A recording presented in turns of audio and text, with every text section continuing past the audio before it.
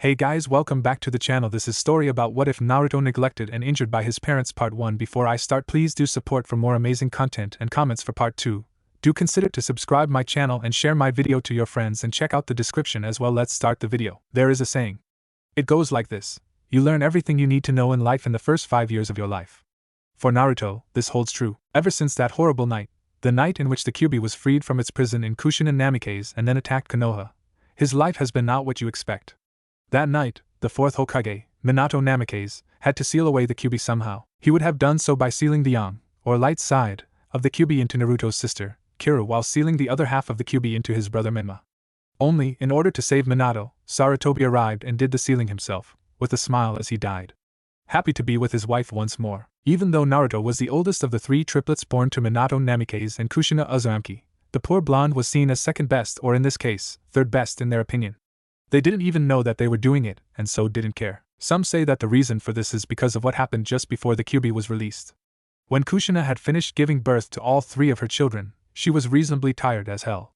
That was the perfect opportunity that the masked man to come in and threaten their way of life. He took Naruto and threatened Minato to back away from Kushina. The ending result was the Kyuubi's release. In the end, after all the fighting and the sealing of the 2 halves of the Kyuubi into Naruto's siblings, the event had caused a stigma and a darkness to grow within Minato and Kushina. Like Hayashi's blaming of Hinata for being too weak to defend herself from being kidnapped, they subconsciously blamed Naruto for the entire event. They didn't know that this hatred would grow and the darkness would one day overtake them. Be something far more dangerous in their lives. So throughout the years, it was not fun for the blonde-haired boy. For the first 5 years of his life, he learned to take care of himself. When they bought clothes for them, they only bought him the bare minimum, if they even bothered at all, while Kiru and Menma got all that they ever wanted. The same went for food. They went out and asked the 3 of them what they wanted. But when Naruto offered, Minato and Kushina just seemed annoyed with him. So they went to wherever Kiru and Menma wanted to go. It was all about Kiru and Menma. So when they started to train his other siblings, they left him in the dust, saying their training was more important due to the Kyuubi. To him that was just a cover saying that they didn't feel he was important enough. He was nothing. He tried multiple times throughout that year, and it just ended in disappointment, with each reaction harsher. So he gave up trying to get them to train him, and he did it on his own. He also knew they would be pissed that he was training because they told him that he would training in the academy, but he felt cheated in that area because they were a clan. Clans were supposed to train their children before the academy, so he trained on his own, making sure they never found out. Naruto shook his head at the memories as he sat in the classroom, waiting for Iruka to come in and announce the teams. While that was happening, he remembered how he got there and his training. He remembered at one point that his father had to go to talks with Inoki and IWA so that they could be allies. So, for reasons he didn't understand at the time, Minato had him come along. It was horrible. On the way there, his father would barely talk to him, and when he did, the man was just cold, so he stopped trying to talk and kept silent. However, when they got to IWA, Minato began talking and smiling at everyone. It hurt Naruto to see this because the man never smiled at him. A simple smile was too much after all, and it was kind of odd since he knew IWA was pretty pissed at his father after the last war. However, the most notable aspect of that trip was him making his first and best friend. Flashback. Naruto was bored. He sat in a boring office while his father and the Tsuchikage talked about things that he didn't understand or just didn't care about. He turned his head to look back at them, and with his father's back to him, he saw that the short old man had confusion in his eyes, wondering why Naruto was even here and why Naruto looked so miserable. Of course Naruto didn't know that. All he saw was confusion. He was 7, he wasn't meant to know all that yet. Thankfully, his boredom was stopped by the opening of a door, and in rushed a little girl his age. The girl has short black hair, unique pink eyes, a red shirt with a sleeveless brown vest over it, a pair of brown shorts, and open-toes brown sandals. "Grandpa, I am bored. Let's go," she said, stopping short of what she wanted when she saw said old man talking to a blonde-haired guy that her dad didn't like. The Tsuchikage chuckled. "Sorry, Kuratsuchi, I am busy at the moment." He then turned to Naruto and smiled. "Boy, you must be bored out of your mind. Would you mind keeping my granddaughter company?" "Sure," Naruto replied, his voice full of energy as he jumped up, took hold of Kuratsuchi's hand, and hightailed it out of the room. Minato eyed the Tsuchikage and said, "Inoki, are you sure that was wise?" The old man shrugged. "Why not? They are kids. It is not like if they don't get along that this alliance will break. Besides, your son looked bored," he said while noticing that Minato had a look of pure annoyance on his face, making him wonder why the man was so annoyed. Should he be happy that his son was happy? Then he had his answer. It was telltale, but he saw it like he did many years ago in his friend Rashi's family. At the mere mention of Naruto being happy, the color in Minato's eyes flashed red for just a second, but that was all Inoki needed. Per kid, His family must be strongly affected by the hatred infection to be their sole target. I wonder who else it has affected. Do they even know what is happening to them? So your name is Kuratsuchi? Naruto asked, making the girl nod. Cool, I am Naruto. Nice to meet you, Naruto. Kuratsuchi replied with a smile as they slowed their pace and simply walked through the village. Get many to look their way. So what kind of fun do you guys have around here? Kuratsuchi smiled at that. She figured that they didn't have the same games as they did in Konoha, so that was to be expected. Well, we have a game called Boulder Rush that I usually play with either my dad or grandpa, but they are both busy right now. What about your other friends? Don't you play with them too? The young girl scowled at that. No, I am unapproachable or something like that. Huh? Why? Because my grandpa is the Tsuchikage and people are afraid of offending me and by proxy him. Kuratsuchi said sadly. Naruto noticed her extensive vocabulary and chalked it up to who her family was. So, they should know it is obviously hurting you. Back home, I am the oldest son, the fourth Hokage, and people treat me normally. He said, but that was mostly because the people there have noticed how Naruto was treated by his own family, so they treated him like a normal person for his sake. Must be fun. Kuratsuchi pouted while wondering why it was different for Naruto. Meh, it's okay. Naruto replied. But the main thing here is, I will be your friend because I really don't care who you are related to. The black-haired girl stared at the blonde boy for a while before her face broke into a big smile, and she hugged him. Thank you, no problem. Naruto said. No one should be truly alone. Backing away with a smile, Kuratsuchi asked, so ready to play Boulder Rush? I'm game. Seriously? Naruto asked after they got to a strange spot and Kuratsuchi had explained the rules. They were currently on a fairly large hill next to a giant boulder overlooking a giant lake. Apparently, they were supposed to push a giant boulder down into the lake to create a huge splash. The only problem was, Naruto was not sure they were strong enough to push the damn thing. They were a couple of kids after all. Yeah. Kuratsuchi replied before a thoughtful look passed her face. However, I am not sure how Grandpa does this, to be honest. It looks heavy. How does your dad do it? He punches it with a rock-encased fist. The girl replied simply. Naruto looked at him own fist and then to the boulder. Nope. Then how are we going to do this? Kuratsuchi asked. Push it as hard as we can. The blonde offered. Fine with me. Kuratsuchi shrugged before rushing at the boulder and pushing with her whole body. Naruto shook his head before doing the same, the both of them going red in the face as they did so. Finally, their bodies gave out, however, due to the sweat on their bodies, they slipped along the boulder as they lost their footing. They landed in front of the huge boulder on top of each other. Thankfully, Naruto managed to land on top where he used his arms to stop his fall, with both of them on either side of Kuratsuchi's head. They just laid there staring at each other while catching their breath. Kuratsuchi had a small blush on her face due to their position, and was about to say something when something happened. Crack! The two paled and looked back at the boulder, noticing that in their fall, they kicked a thick plank of wood keeping the boulder in place, and with it gone, the boulder was free to move. Only problem was, it was coming right at them, so helping the raven-haired girl up, the two ran down the slope and away from the boulder that was on their heels. We're not going to make it! Kuratsuchi cried. Like hell we're not! Naruto raged as they kept running. However, they soon came upon a problem. They were running out of land and quick due to the lake in front of them. Naruto silently cursed. He would have to reveal some of his chakra control training to survive this. Hopefully Kuratsuchi was not a blabbermouth. Slowing down just a bit, Naruto scooped Kuratsuchi up bridal style, added a constant flow of chakra to the soles of his feet, and ran along the water just as the boulder crashed into the water. However, even though he thought they were safe, he was wrong because the crashed boulder had created a wave of water that was surging towards them. Oh come on, Naruto deadpanned as the wave almost hit them. Almost being the key word because Naruto cut the chakra to his feet and sank while letting the current take him to the other side of the wave, and then running on top of it to ride it out. All the while, Kuratsuchi was looking on in amazement. Their little reprieve of danger was cut short as Naruto not only lost his footing, but his control over his chakra as well. The end result was them getting swept up by the rest of the wave and then getting slammed on the other side of the lake, right into an outcropping of rock. When Kuratsuchi came to, she found that she was in Naruto's arms with his back to an outcropping of rock, no doubt made by her grandpa's men, one of those mask-wearing guys. Still, they saved them and Naruto saved her.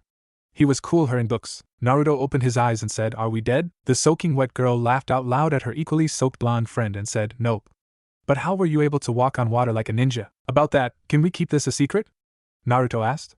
Kuratsuchi hesitated for a moment before sighing and nodding. "Good, because I have been training myself while my parents trained my siblings." "Come on, I'll tell you on the way back." The girl nodded. She followed her new friend back into town while her father's ANBU followed and listened in as well, curious about the boy. The duo and secret third wheel made it back to Inoki's Kage Tower in little time at all, and by then they were dried off thanks to the sun's rays. But it was starting to get dark out. Kuratsuchi put her arm around the blonde's shoulder and said, "Your family sucks. But if you are training to get back at them for ignoring you, then I say go for it. And if it doesn't work out, you can come here." After all, you are my friend. Thanks, Kuratsuchi. Naruto said a bit shyly, not used to people truly believing in him other than Tsunade and Shizen. You know, you are my first friend. Kuratsuchi looked at him for a moment, not believing it for a moment, and then she thought about her own situation and then smiled. She hugged him and said, mine too, but I think you are my best friend. Naruto gave off a megawatt smile and nodded. Cool. The girl let go of her new friend and started to walk back into the tower, but before she could, she stopped. Naruto was about to ask if she was okay, but he didn't get a chance to because Kuratsuchi backtracked to him. Oh, and thanks for saving me, she said while planting a small kiss on his cheek before running back into the tower. Naruto watched the girl run back into the tower a bit dazed while he held his cheek.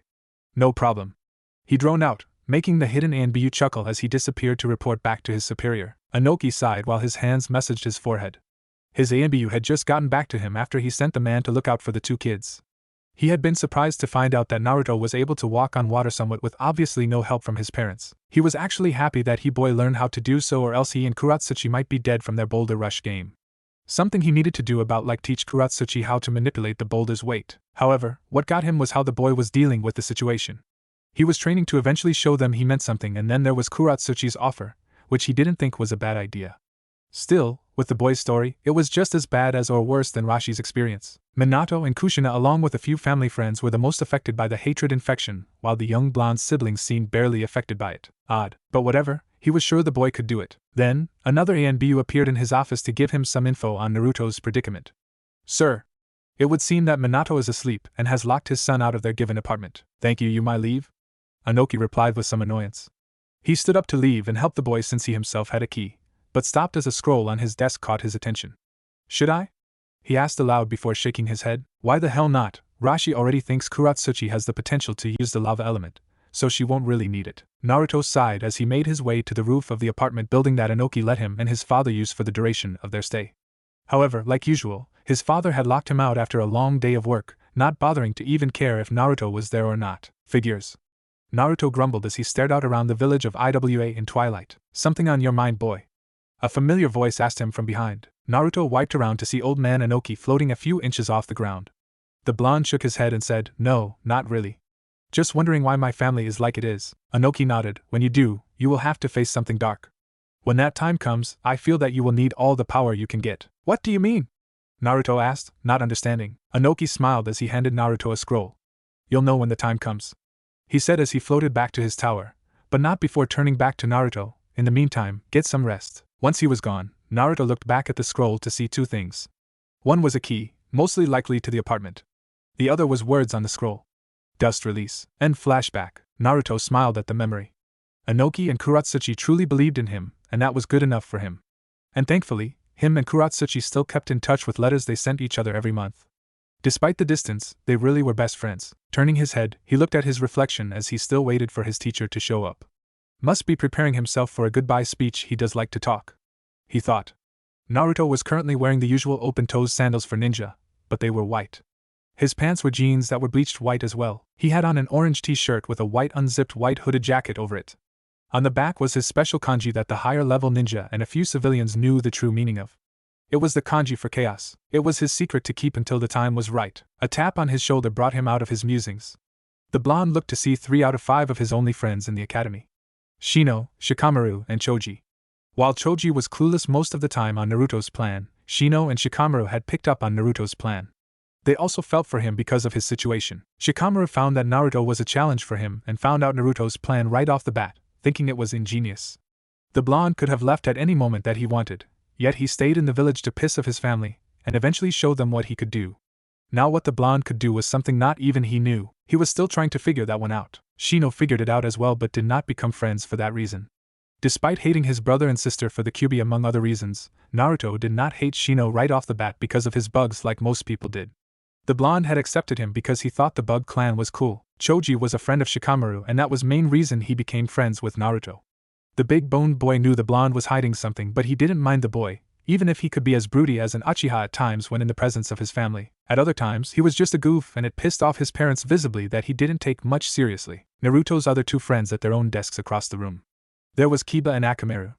Kiba was a brash kid like him and with the others, they would often cause a little panic with their skipping school and other such pranks. Kiba hadn't really figured out Naruto's situation and really didn't care. Kiba was friends with him just because. Thankfully, it seemed that his mother had figured it out and encouraged the friendship. Finally was Sasuke Uchiha, which was a surprise since Naruto thought that most of the Uchiha were all stuck up even after a certain incident. But Sasuke was a friendly guy and often looked up to his brother since Itachi was the new clan leader.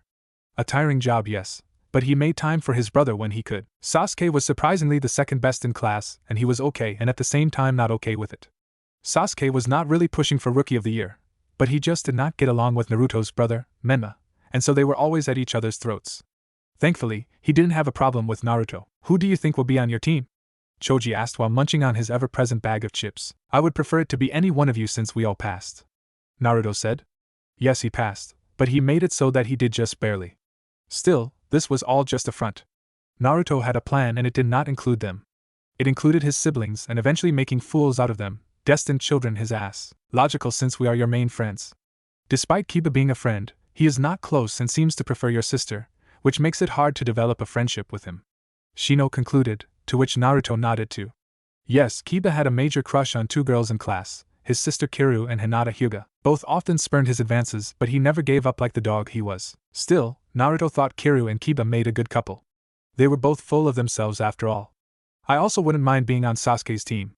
I think he wants to replace his father for the head of the police force, to take some of the weight off of Itachi's shoulder. Noble, Shino replied. Yeah, I would have thought Sasuke's personality would have darkened when his father died in that incident. Choji said. Lucky for us, he didn't. Shikamaru drawled out. I am good with you guys as well, but if I am correct, the Hokage will try and remake the Ino Shikacho team. Logical since your fathers are one to the best teams. Shino replied with a nod. Then, Iruka finally came in. That man had always been on Naruto's side. He always rooted for Naruto and often took him to Ichiraku's. He was basically a father to the boy or a big brother. However, most of the other low-level ninja of the village viewed Naruto as a lost cause and just didn't care for the boy, yet the higher-ranking ninja saw the boy's situation and had a high amount of respect for him for not leaving. But the downside of this was that they lost respect for the Hokage and the rest of his family, yet they did not let it show much. Okay class. This is the last time we will see each other for a while and I am proud to be your teacher. Thank you, Iruka said as he began his speech.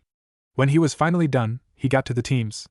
Most of them were not of note until he got to Team 7. Okay, Team 7 is Menma Namikaze, Kirin Namikaze, and Naruto Namikaze. Yu-sensei is Kakashi Hatake. That was not really a surprise to most people. Since Menma was Rookie of the Year and Kiru was the top kunoichi, it was expected that they would be on a team together along with whoever was the dead last, and in this case it was Naruto. All of Naruto's friends, however, cringed.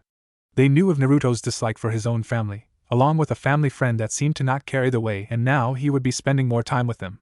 That had to suck. Sasuke shook his head and gave Naruto a nod of good luck to his friend, hoping that Naruto survived his family. Still, it was what Naruto had planned.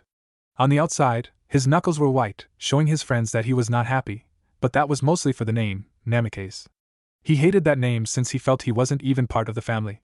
On the inside, he was laughing evilly. One step closer to making fools out of his family. Next we have Team 8. Hinata Hyuga, Shino Aburame, and Kiba Inuzuka. Your sensei is Kurenai Yuhi. Iruka continued, and only seeing a sad look on Hinata's face and a brash one on Kiba's, he went on to the next team. Team 9 is still in circulation from last year, so we have Team 10. Ino Yamanaka, Shikamaru Nara, and Choji Akimichi. Your sensei is Sumasaru Tobi. He paused when Shikamaru drawled out a lazy called it, and then continued. Team 11 is Sasuke Uchiha, Sakura Haruno, and Sai. Your sensei is Itachi Uchiha. That last one made everyone raise an eyebrow. Iruka saw and expect this, so he explained. Sasuke, your brother wishes to teach you despite being the clan head and all that entails. However, your mother is capable to leading the clan as well since she is a clan heir as well. So Itachi is working in shifts with your mother on that front. Iruka paused for a moment and said, Sai, while not being in this class will be at your team meeting. As for who he is, well, he is part of Danzo's route, and Hokage-sama is giving that man another chance by integrating one of his younger subordinates back into the ninja force, sort of like an experiment of sorts. Sasuke raised an eyebrow at this and then shrugged, not really caring anymore. He was more interested in learning under his brother. Sakura, on the other hand, was more wary of her new teammate, having heard some things about route from her dad. Your senseis will be here to pick you up in a few minutes. See you later. With that, Iruka left the room just as most of the sensei came for their students. Some happy about being teachers and students while others just didn't give a damn. However, as predicted, Kakashi was not there. He would be late, so Naruto leaned back and put his feet on the desk while observing his teammates. First was Kiru. She was flame-haired, to put it simply. Most of her hair was blonde with the tips being red. She wore red ninja sandals, skin-tight black pants, and a red shirt that seemed to be skin-tight as well. It hid not much to the imagination of her developing figure C-cup breasts, and all. She also had 2 curved blades on her back. Kiru was loud. To a lot of people she could be mean and then cute to some. She tried helping Naruto by yelling at him, and when that didn't work, she was really nice and cute. It was odd and irritating at that same time, and it gave Naruto a headache. He would call her a tsundere if that was the word for it, but he was not sure. Naruto was also clueless to her feelings towards him due to his own dislike for his family. He often thought that since she was the only one not to ignore and hate him, he felt that she was playing some sort of game and therefore didn't trust her. Then there was Menma. He had red hair with black tips. Many thought it was badass. Naruto thought it made him look like an ass. The boy had black ninja sandals, black cargo pants, and a silver tank top to show off his developing muscles. Like other ninja, he had his ninja tools on the back of his belt. Like Kiru and most of their family, Menma was loud and he was egotistical to the level of Uchiha on some days. He and Naruto did not get along at all. Others thought that they actually hated one another. However, it wasn't always like this. Menma used to get along with Naruto, not buying into their family, and some friends not giving Naruto a chance. That changed over the years as he too saw Naruto as nothing but dead weight. So he began to hate the blonde boy with a passion, often degrading him like their dad did on occasion. To him, Naruto was worthless and that Jiraiya had been right. Naruto closed his eyes. Yes, with all of his training and not just in the dust release, he would show them he was not the worthless brat they made him out to be. He would show them, more importantly, he would show that damn toad sage, that he was not nothing. Naruto snapped his eyes open and smiled. And I show them the power of Naruto Ranmyaku. What a waste of time. Minato ground out as he did paperwork while also talking to Kakashi. Said Sensei thought he would speak to his old sensei before he went to check on his supposed team. What is Sensei? Kakashi asked in his usual bored manner. Me keeping to Sarutobi's way of setting up teams. Minato replied with a frown. So far it has worked, but this time it won't, and it pertains to your new team. Menma is the Rookie of the Year and Kiru is the top kunoichi, which is to be expected. However, the dead last this year is my other son Naruto. Kakashi noted the disdain in Minato's voice when he said that Naruto was his son. It was no secret that Minato disliked Naruto to a point of hatred and no one could really figure out why. Kakashi himself didn't feel that way, however, since he was so lazy most of the time due to losing Rin and Obito, he just didn't care. Most of the time, he would let Minato's words about Naruto pass him by, but since he was going to be teaching Naruto, he needed to do something. He had also noticed that Kushina didn't care much about her firstborn as well, which baffled him since she was a very kind and caring person. He just could not figure out the why of things, but he did have an idea. It could be related to what the cause of the Kyuubi's release that fateful night. Whatever went on that got a lot of ANBU, Sarutobi's wife, and Shizen's medic friend dead and caused some sort of stigma in the family, and the focus of that was Naruto. Another piece of info that made him think was the Uchiha incident. Mikoto and Itachi both confirmed a strange masked man that tried using genjutsu to cause Fugaku and a few others to cause a coup d'etat. Thankfully that ended in failure because Fugaku broke free of it, declaring that the Uchiha would find their own way to power and then rush the masked man. The end result was Fugaku and many other Uchiha and the police to die at the hands of this masked man. The news of the event caused a new spark of rage within Minato, and from that point on, he became far harsher on Naruto. To Kakashi, that meant that whoever that masked man was, he was the cause of all the hatred within the Namake's family, and it pained him to see things like this. And Lord Jiraiya didn't help. He just made it worse with his damn toad prophecy. Something that Kakashi didn't really believe because Jiraiya had said on numerous occasions how senile the old toad was. No, he would make his own opinions of Naruto now that he was his teacher and maybe he could help the boy. Don't be too judgmental, sensei. Under my tutelage, he may just surprise you, Faye. Minato growled out. No offense, Kakashi, but I doubt you can salvage anything from a worthless piece of trash like him. He is nothing, we'll see. Kakashi replied simply while on the inside he was shocked to hear his sensei say such a thing. Just remember that Lord Jiraiya was in the same boat as Naruto back in his days and look how he turned out. Minato still wasn't convinced. But Naruto is not Jiraiya sensei. The brat has no talent whatsoever. How he managed to pass the exams is beyond my comprehension. Minato retorted. Ever since the day that Naruto refused his training a few years into the academy, and how he was doing in school was brought up, he lost all interest in Naruto, verbally putting him down whenever he could. Minato sighed with a sad yet angry look. Sometimes I think it would be best that he was never born in the first place. Kakashi shook his head as he walked out to meet his students. This conversation was getting too depressing even for him because Minato was starting to sound like Hayashi. 2 hours later for the genin, a man with gravity-defying silver hair walked through the door with an extremely bored look on in his eye. Yeah, he had a mask on to cover the lower half of his face, and his headband covered one of his eyes. He wore the standard uniform for all jonin. My first impression of you three is that I am already bored with you. He received 2 glares and 1 snore. Kakashi Hatake sighed as he did a quick observation of his would-be students. Kiru was always cheerful, and from what he knew of her, she was very strong since she was trained by her parents. However, she was a little arrogant, and not that smart when it came to certain situations. He would have to work with that. Menma was one kid he was not fond of. Kakashi knew the boy was strong, but without experience, that meant nothing, yet the kid could be as arrogant as an Uchiha at times, and he hated his brother with a passion. Something passed down from father to son, it would seem. He had his work cut out for him. Then there was Naruto. His sensei's failure of a son, however, he blamed Minato. Naruto's parents never really spent time with him at all. And for that they thought he was a failure because he didn't accept their training in the last year of the academy. Minato preached about family, yet didn't really consider his son family. It just made no sense to the son of the White Fang. Of course, Kakashi knew about looking underneath the underneath. Naruto was hiding something and he was determined to find out.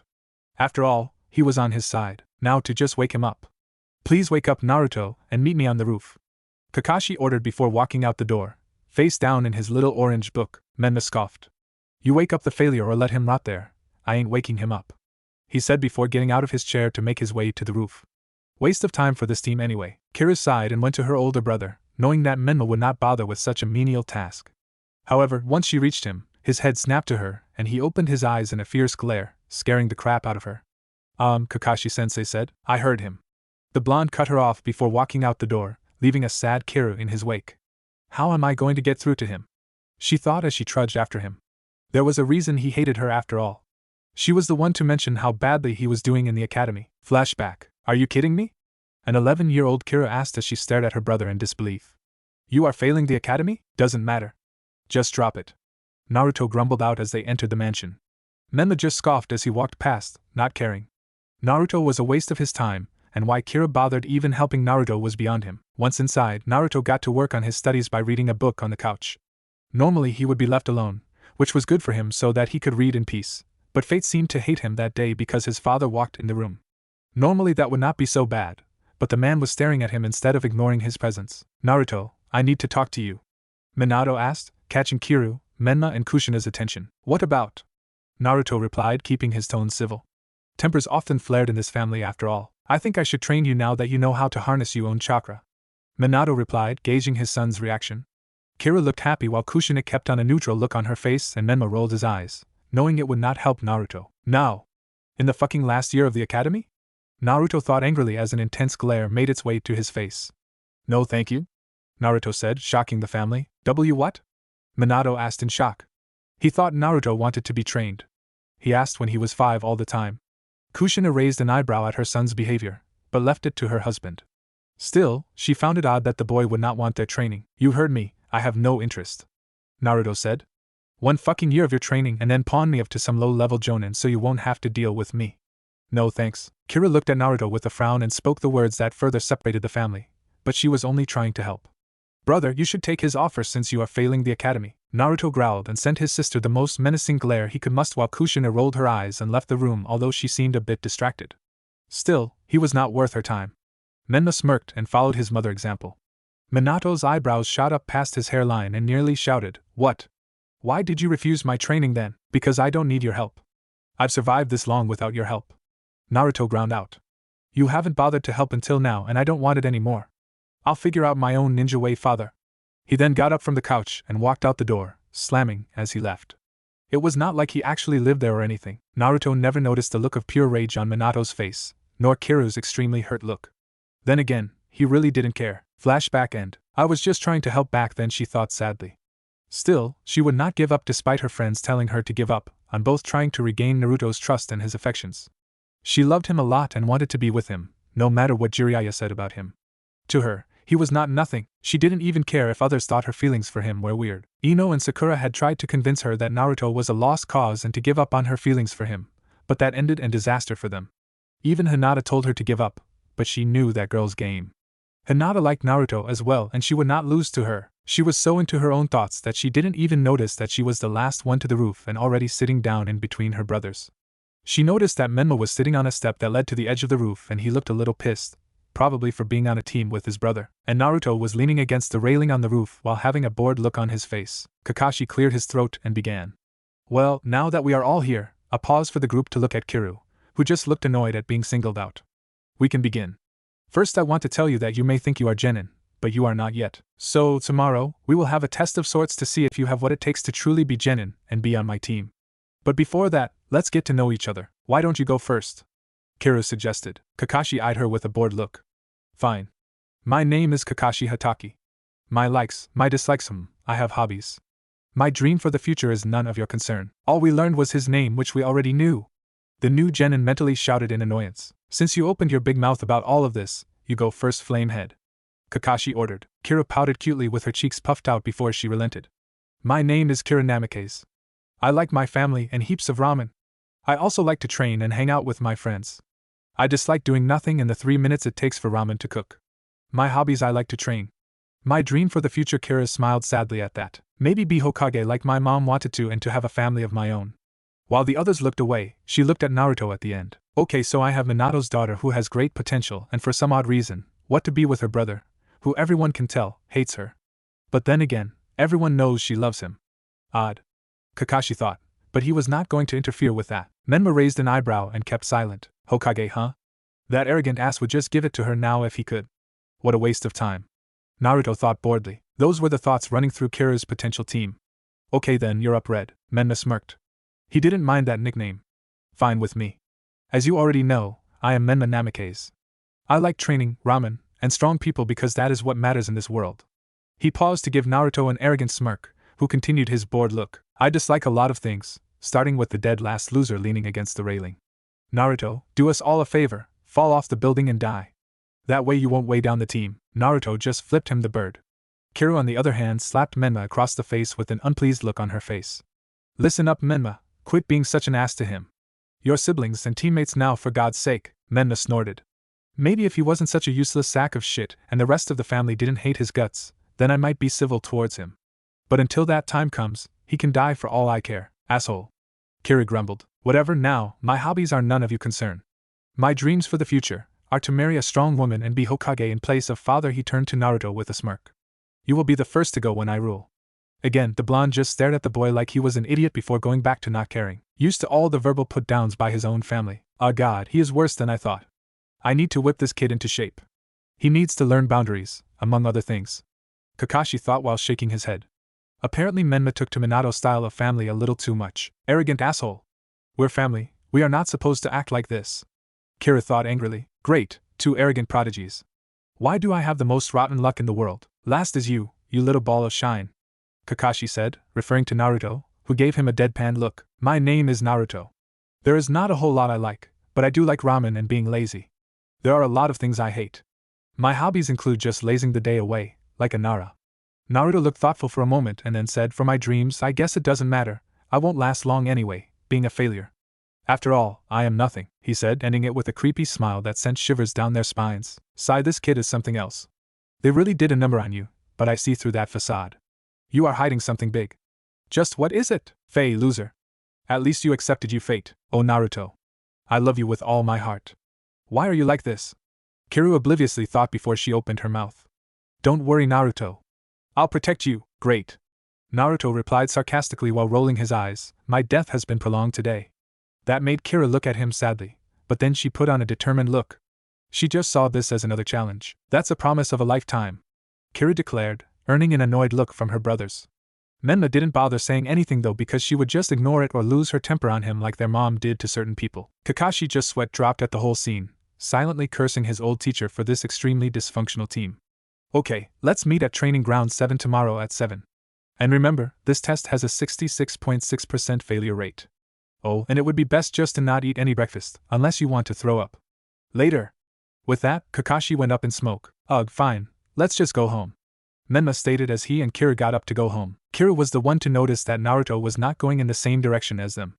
Naruto, where are you going? Away, was the short reply. Forget him, Kira, it is not like he actually welcome at home. Menma stated, making Kira sigh in exasperation. Naruto arrived to one of his favorite spots in the village despite his family being there occasionally. That would be Ichiraku's ramen stand, of course. Hey Naruto, your usual? Teuchi asked with a smirk, knowing all of the orders by heart for Naruto and his siblings. That would be great, thanks. Naruto replied as he noticed that Ayam was not there. So where is Ayam? Teuchi smiled and said, out delivering orders. If you stay long enough, you'll probably see her. Thanks. Naruto replied. Ayam was a special girl that Naruto often saw as a sister. However, she would often flirt with him, but despite that, he thought she was a better sister than the one he had. Soon, his order arrived and he started chowing down. However, his mind was not on the great gift that was ramen. No, it was on a subject he often reflected upon. That day when Jiraiya came to deliver the so-called prophecy that drove the spike between him and his so-called family further in. Flashback. A 7-year-old Naruto was walking to his father's office to annoy him like he usually did just to show the man that he was still there. After all, the man loved to ignore him since they got back from IWA. When he got there, he noticed that the door was cracked open and there was someone talking. So being the curious kid he was, he stayed on the outside of the room and listened in. From the crack, he saw his whole family was in there along with a man that just showed his eye, Tsunade, Shizen, and a tall white-haired man. It was the white-haired man that was speaking. I have gathered you all because I have received a prophecy from the Grand Toad Sage. Jiraiya stated. Really? What is it? Kushina asked. Jiraiya seemed to pause there, as if thinking about something. It goes like this. 2 children from powerful parents will decide the fate of the world. They will be its destruction or its salvation. I believe that these 2 children are Menma and Kiru. Minato smiled brightly at this. So what should we do? Simple. Up their training. Focus solely on them. Jiraiya stated. That is no problem, we already do. Kushina replied simply. What about Naruto? Tsunade asked, a bit peeved with Kushina and Minato since they admitted that they obviously didn't train Naruto. Jiraiya scoffed. What about the brat? He is useless, I say just forget about him. In this situation, he is nothing. Huh, why would you say that, Uncle Jiraiya? Asked a younger Menma, a bit angry with the man. Jiraiya smiled at the young boy as he crouched down to his eye level. Because Menma, you and Kiru are the only thing that matters. Your brother is useless trash with no talent. When he becomes a genin, then you will have to protect him if you want, but if he gets to Chunin it will be a miracle. Just accept it. Menma turned away from the man with a sad look, but his mind had been made up then and there. Kiru on the other hand just glared at the white-haired man, not believing the bullshit that came out of his mouth for 1 second. Tsunade, who had been disgustedly shocked by Jiraiya's words, had grown pissed with each passing second. Looking at Minato and Kushina to see that they were just accepting Jiraiya's hurtful words was just sickening. Naruto was their son. Then there was Kakashi, who was just taking everything in with a bored look like he didn't even care. What the hell is wrong with you people? Tsunade raged, making Shizen jump, but she understood where Tsunade was coming from. What do you mean, Tsunade? Minato asked. Naruto is your son, damn it. Tsunade shouted. How can you just treat him this way? That boy is nothing, Tsunade. Minato stated, but Tsunade notices the darkening of the man's eyes and the quick flash of red. Minato gained a sad look. He is such a disappointment. Sometimes I think it would have been best if he had never been born or had died in his hands that night. How can you think like that? Tsunade raged. You haven't even trained or spent time with him, damn it, and why should we? Kushina growled, displaying the same reaction with the eyes, but also something else as well. She held her head for a second and looked distracted. Jiraiya took notice of this and widened his eyes in fear for some reason before he narrowing them. However, he did nothing to stop her, which confused Tsunade. He is not part of this family. Tsunade lost at them. This is utter bullshit, and you know it, Kushina. She screamed before turning to leave. And where are you going? Minato asked, his eyes narrowed. Back to the hospital. Tsunade snarled. Since none of you give a shit about one of your own, it is up to me to make sure he stays alive. At least I care for him. Come on, Shizen. Tsunade then ripped the door open and walked out into the hallway. However, she noticed a small blonde boy running further down the hall and out of sight. That sight put more rage into her system as she turned back to the room. To me, you are the worthless ones, so don't expect me to help you out. She never heard Kushina break the silence as she ran off to check on Naruto. Kushina held her head some more and whispered helplessly, No, it is not like that. She paused and her voice became darker. He is connected to that man. While showing no reaction, Jiraiya was very creeped out and sweating on the inside. Naruto! Tsunade called out as she found him crying at the entrance to the tower. The look she received was heartbreaking and it made her want to cry alongside him. Instead, she crouched down and hugged him alongside Shizen. Why do they hate me? Naruto cried. I've done nothing to them. I don't know, Naruto, I really don't. Tsunade said as she held back a sob of her own. But I won't let anything happen to you. Me and Shizen may not have a lot of time thanks to our jobs, but we are there for you, and if you ever need help with ninja training, even medical training, just ask and we'll be there. Naruto calmed down after a while at that as he just held on to the 2 women. Okay. Was all he really said, and they didn't know it, but something in him cracked that day. End flashback. Yes, ever since that day, he considered Tsunade more of a mother than Kushina and Shizen as a big sister. And true to their word, they had taught him all the medical knowledge he could ever want. He was a genius in his own right to the medical arts, and it showed. Everyone in the hospital knew what he could do. Still, sometimes he would scare them when he said it was no big deal, often saying in his own creepy way that he was nothing. Tsunade knew the meaning of that phrase and it hurt her every time he said it. A few minutes later, Naruto was walking home from the ramen stand when he noticed the square rock following him. Ugh, Konohamaru rocks don't follow people around or are square. Right, like always, boss. The boy shouted as he let go of the transformation and coughed on the smoke. Naruto chuckled to himself.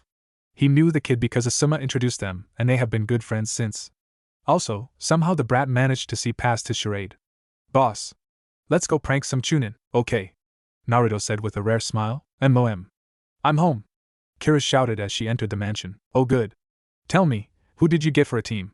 Kushina said, walking into the living room. Oh, I got Kakashi as a sensei. Kira stated, which made Kushina's eyebrow twitch in annoyance. Kakashi, while being known for being one of her husband's last living students, was also known for being very late all the time. And the fact that he never passed the team plus he was lazy as hell. Then there was the reading porn in public. That man just irritated her to no end. Then there is me, Menma, and Naruto. Kushina put a frown on her face. Two prodigies and the family failure? I get Menma, but why the hell did he put Naruto on the team? Kira heard the tone of disdain in her mother's voice. It was not the first time she talked about her own son like that, but for the first time, Kira was questioning why. Well, he is my brother for one, and I think father wants me and Menma to protect him. Kushina laughed at that. Oh, you are too nice, Kira-chan. One day you will be promoted and he will be left alone and probably die in the field, alone, like the worthless trash he is. MOM. Kira shouted in shock. How can you say that? Kushina looked miffed at her daughter's behavior but shrugged it off. I am only speaking the truth, honey, she said before walking off while holding her head as if in pain, never noticing the glare her daughter was sending her way. What is going on? Is this why brother is like the way he is? Menma was in his own room, having gotten home sooner than his sister, and he was fiercely and rapidly jabbing at a punching bag. He had an intense look on his face, but his mind was not on his task. I will not end up like that failure and have my own parents hate me. No!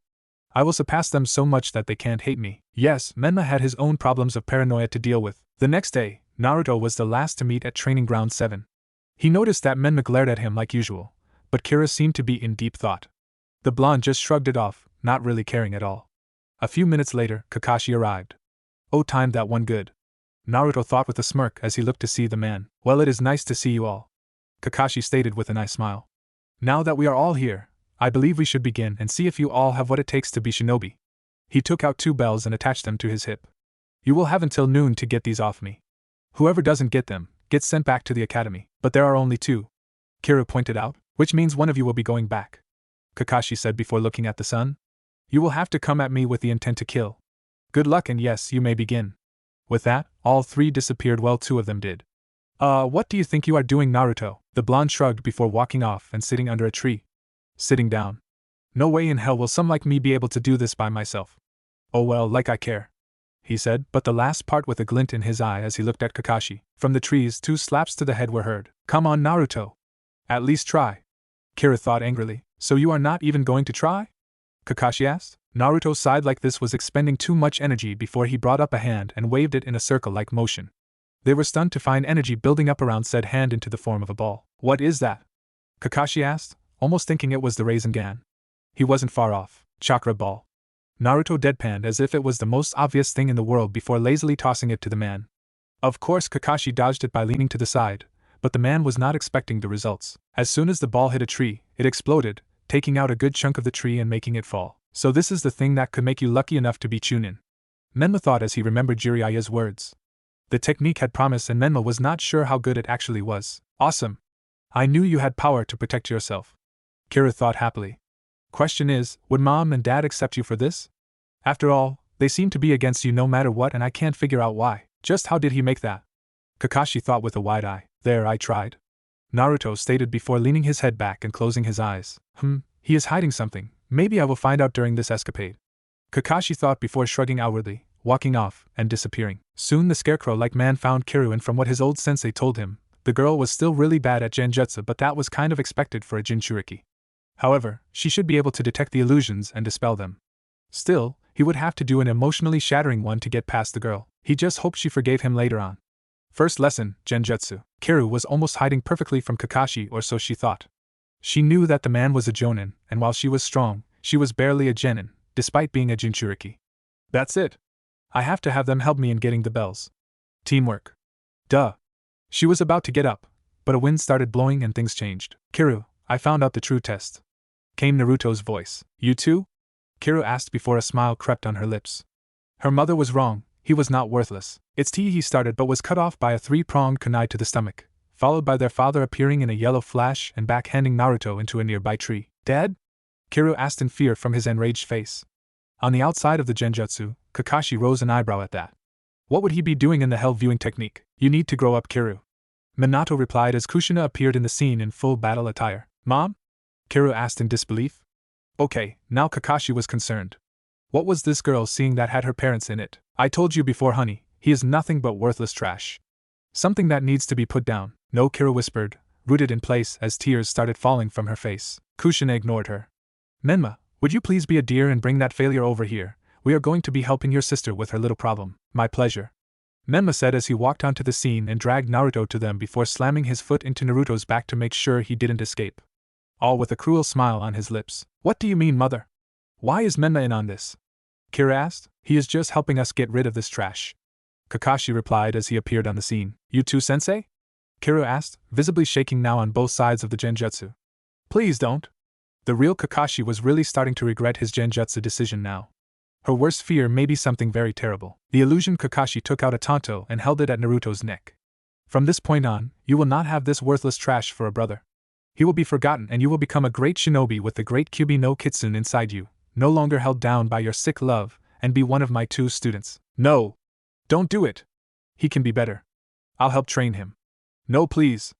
I love him. Don't kill him. She shouted both ways, scaring the crap out of the real Kakashi, but the fake was not even fazed. Not good enough. Once a failure, always a failure. Illusion, Kakashi replied and brought the blade down on the blonde's neck, all the while the girl was screaming in the negative.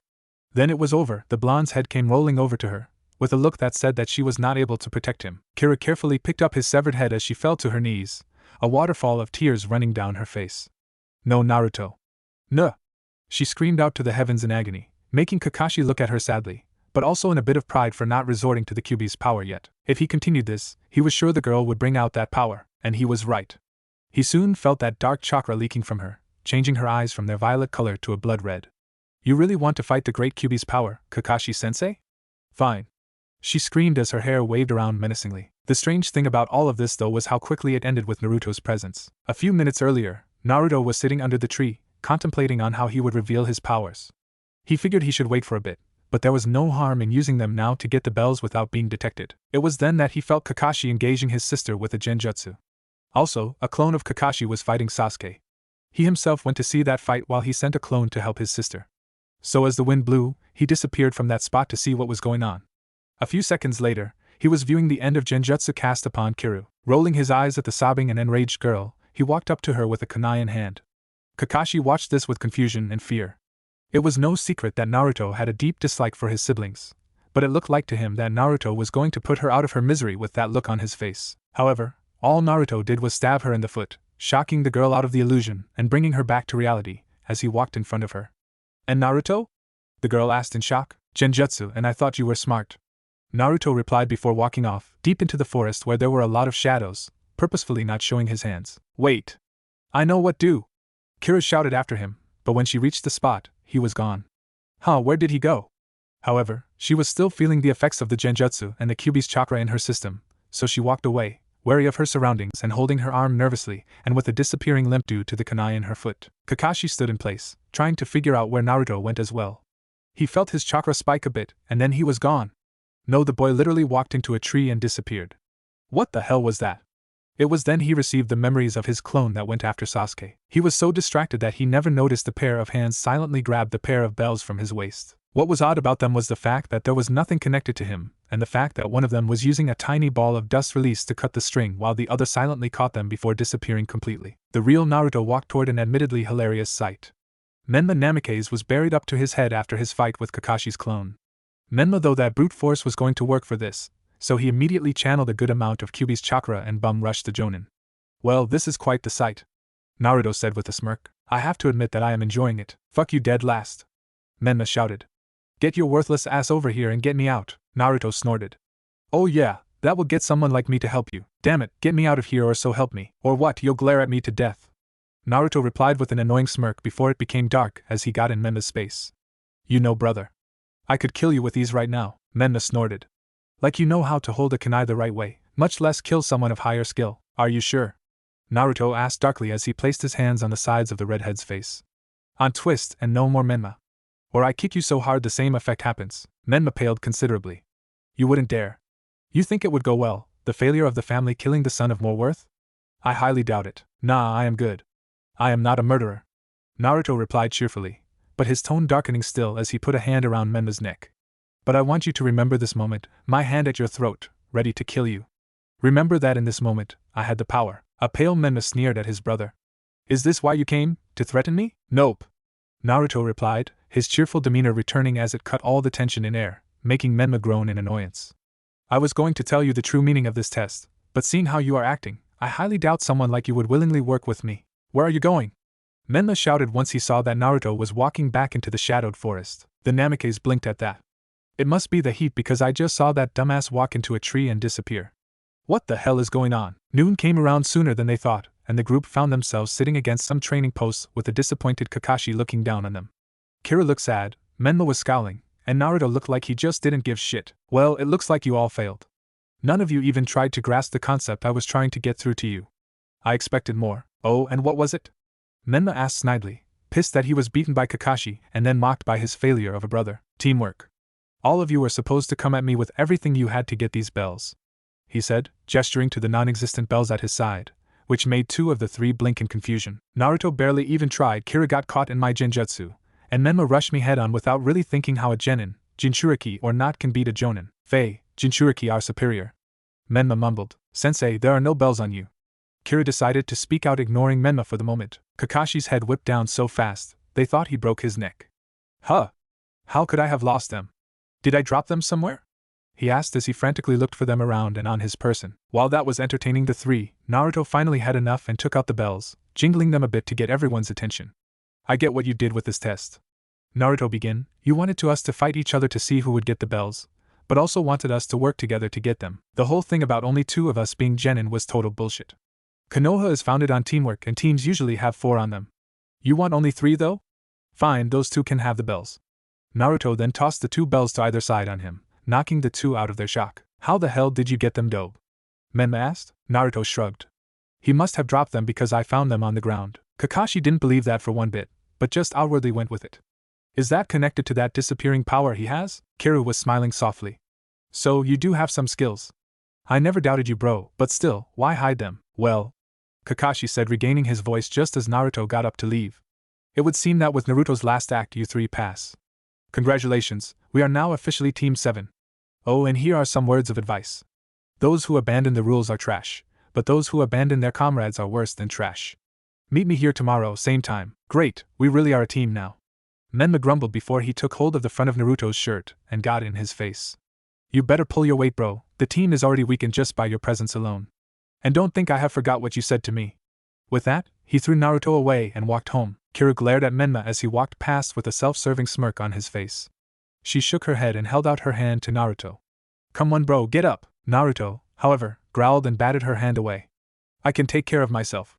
I've already been doing that my whole life. Kira flinched at that, a reminder of how different their lives were. Naruto, can you stay behind? I need to speak with you, Kakashi said after observing the truly dysfunctional family. Something he would be seeing for the time being. The blonde nodded as Kiru, albeit reluctantly, left to catch up with her other brother. What do you need, sensei? Naruto asked, a bit bored. Kakashi took on a serious look despite the fact that most of it was covered. Naruto, I saw the technique you used. It is something I have never seen before. How did you make it? Naruto snorted. He should have known the Jonin saw him. Heh, I made it from my father's failure.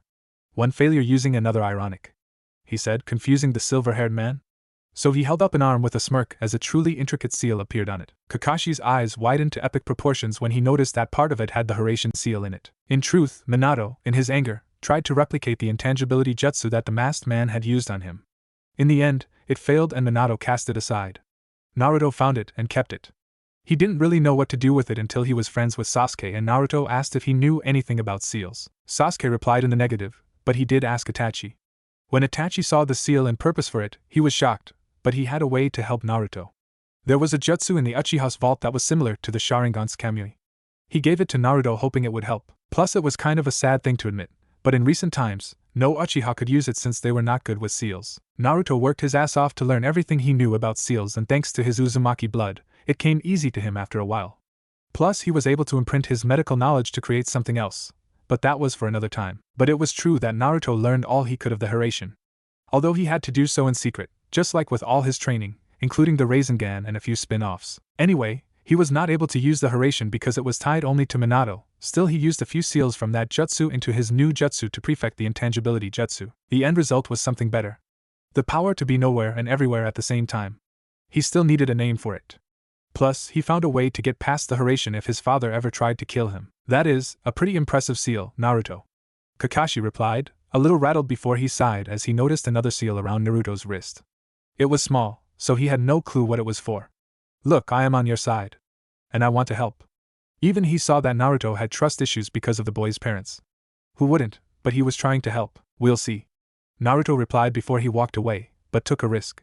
If Kakashi really was on his side, then he would not speak about what he saw today. Naruto disappeared in a swirl in the air. Kakashi could not help but gawk. Naruto arrived at the door to his father's office. It was nearing dusk, and after a long day of dealing with the village and paperwork, he still had more paperwork to do. He was very irritable and just wanted to get shit done. Now was the perfect time to enact the first part of his plan. Knocking on the door, he received an enter and did so. Minato, seeing that it was his son, just scowled and kept on working. What do you want? Since you are the Hokage, would you mind signing these for a couple of my friends? Naruto asked in a civil tone of voice. Minato snorted. Friends, right? They wanted his autograph? Why couldn't they come directly to him instead of asking Naruto to do it? Sorry, Naruto, but I am busy. I need to get this shit done so I can sleep tonight. Please, father. Naruto said while trying not to roll his eyes. I won't ask for another thing ever again. I won't even bother you unless it is ninja business. Finally, Minato just groaned. He was not really thinking straight, and just wanted some peace. Fine, he said as he grabbed the 2 pieces of paper, which looked blank, and signed them. Now get out of my sight. Naruto nodded and left the room, with pleasure. He mumbled so the man would not even hear. Further down the hall, he released the genjutsu around the 2 papers and smirked. He was no longer part of that family. The Hokage unknowingly emancipated his own son and with the other paper, created a new clan. He quickly took them to the administration building, where he got the papers from, and gave them to the lady working there. She looked shocked that the Hokage had actually signed them. Sure, she thought Naruto was just joking around and was going to threaten the man with them so that he could be treated better. But never in her wildest dreams did she think this would actually happen. Sighing, she took the papers and filed them. She would have a talk with her clan head, Asuma, later on. Good luck, Naruto. Thank you. Naruto said politely with a bow before walking away with a dark smile. Naruto traveled through the seedy part of the village, walking along a path he had been doing for a year now. No one bothered him because the people there knew he could hold his own and kick their asses. They knew that Naruto was not the failure he made himself out to be to his parents. The blonde reached an apartment complex that with a large amount of money, he now owned. In reality, he had been saving up his allowance since he was little. He had wanted to get out, so he did. He took meager amounts of money from his parents' bank account, just small amounts so that his parents wouldn't get suspicious, and it worked. He now lived in his own home. Naruto smiled and said, "This is my home now." He then walked in, never noticing a figure on the rooftops go poof, signifying that they were a clone. Question is, who was it? Of course Naruto didn't care at the moment. His attention was solely on one object in the middle of his sparsely furnished apartment. A pure white mannequin that held its arm up, showing off open palms. The mannequin had no discernible features other than the complex seals that traveled down its arms and ended at the palms, showing out circles that had 2 eyes in it. Artificially created Sharingan that were fully matured. He remembered when he decided to do this. Flashback. A 9-year-old Naruto was bored. He had just split ways with his friends, one of them being Sasuke now. But he didn't feel like going home to where he wasn't wanted. His medical seals were going well. But he had created one that you were supposed to put something in it for it to work. Question was, what? Naruto? Asked a voice to his left. Naruto hadn't noticed he had ventured close to the Uchiha part of the village. Which wasn't that hard thanks to the wall that was taken down. After their incident with the masked man, Itachi offered to take down the walls separating the clan from the rest of the village so that Minato wouldn't get even more suspicious of them. It turned out to be a blessing because the village got friendlier with them around and the economy went up as well. It turned out well despite Minato having his anger towards them as well as Naruto. The person who called out to Naruto was none other than the clan head, Itachi Uchiha. Hey Itachi-sama. Naruto replied in boredom. Naruto, I have told you before, call me Itachi-chan. The man said with a small smile. After all, you and Sasuke are friends now. Still odd. Naruto replied. True. Itachi shrugged. So what's on your mind? Well, Naruto started, unsure if he could trust Itachi or not, but the man did introduce him to Sasuke and their mom, so he guessed he could trust him. Please don't tell anyone in my family, but I am working on a special seal that lets me use the power of someone else. Itachi narrowed his eyes before he asked Naruto to explain, and when he got the explanation of how it worked, he smiled and said, maybe I can help. How so? Naruto asked with his head cocked to the side. Well, we could make it so that you can use the Uchiha powers? Itachi suggested. But wouldn't your elders get pissed? Naruto asked. Most likely, but I have never cared what they want, and neither has my mother. Itachi said with a smile before he led the young Namikes to the hospital. End flashback. In the end, Itachi gave him a vial of his own blood to experiment with. Later, a box with a pair of normal eyes was sent to him by a strange A and B with different symbols on his mask. So Naruto just shrugged it off by inject both Itachi's DNA and his own DNA into the eyes, creating a pair of Sharingan ready for him to use, which he used for his new medical seals that he could turn on and off at will. It was great, and it would help him greatly. In a darkened room sat Naruto Ranmaiku at his desk, scribbling down seal ideas and whatnot. He was done with his team training for the day and felt that he needed to reorganize where he put his seals. It was mid-afternoon, and he would have to take a break for dinner soon or he could just skip it. However, if he did that, he would have to be cautious of Kira tomorrow. She had noticed that he hadn't been home lately or even eaten with the family in a long time. The charade was beginning to falter, and it had only been roughly a month since he became a ninja of Konoha. Looking at the clock, he would have to leave soon, and so he cast a glance at his modified wrap seal on the nearby wall. That seal, much like the one that used to be on his wrists, let him transport himself to that house where he was unwanted. The regular war seal was the seal he used to get the bells in his test with Kakashi. It allowed him to safely detach a portion of his body to float around and do what he needed. So far he has only used it with his hands for small stuff like pranks when he got the want and energy to do them. However, he felt that he could include other parts of his body to save himself if need be. Taking another look at his wall, he looked at the other seals placed that to act like television scenes. He used that for security in that house to see if anyone came near his empty room over there. They would alert him when he was sleeping if they ever came close. Thankfully, they never happened. Looking at the scenes, he saw that the Hokage was not home yet and Kushina was watching some show about a ninja princess, or whatever. Kiru was practicing with her swords and the power she gained from her mother, the chakra chains. Menma was rapidly punching at punching bag. His room was dark as he let out his frustrations. Naruto now knew that Menma had problems of his own in which the black-haired boy felt that if he failed in anything that Minato and Kushina would treat him like they treated Naruto. Naruto concluded that Menma thought he had degraded Naruto to keep in his parents' good graces as well. The boy was a paranoid mess. Pathetic. For this, Naruto just shook his head. That so-called family was messed up beyond repair to him, and he wasn't going to put in the effort to help them when they didn't want them around. That was Kira's problem, not his. Finally, he glanced at the mannequin in the middle of his room. On the arms was once again the intricate seal of his seal Sharingan, but far more cleaned up to just cover up the palm of his hands and wrap around them to the back with 3 circles rested on each hand. Only one of them was filled in. He had made the seal that was to act as a tri-powered seal. The first was his Sharingan power, but he had nothing for the other 2 powers. Although he wasn't without ideas, he wanted the blood of the Yamanaka and the Nara. Still, he took their blood. He would have to make experimental seals to see if they could work with him. Next was the warp seal around his wrists that looked like an intricate wristband. He felt that if he added chakra to it the right way, he could make the seal move to where he wanted to make a body part detach to save it if need be. On the back was what looked like an infinity symbol that was his seal to be everywhere and nowhere at once.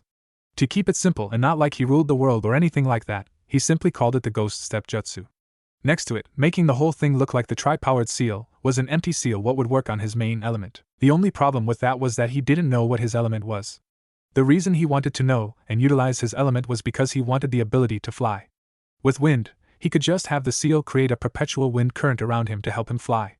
If fire, he could use the seal to act like a sort of jetpack or rocket booster. If lightning, he could probably use the seal accelerate his bioelectricity and the natural electrons in the air to turn himself into a bolt of lightning that could hover over the ground while also having the ability to travel through power currents. He thought anyway.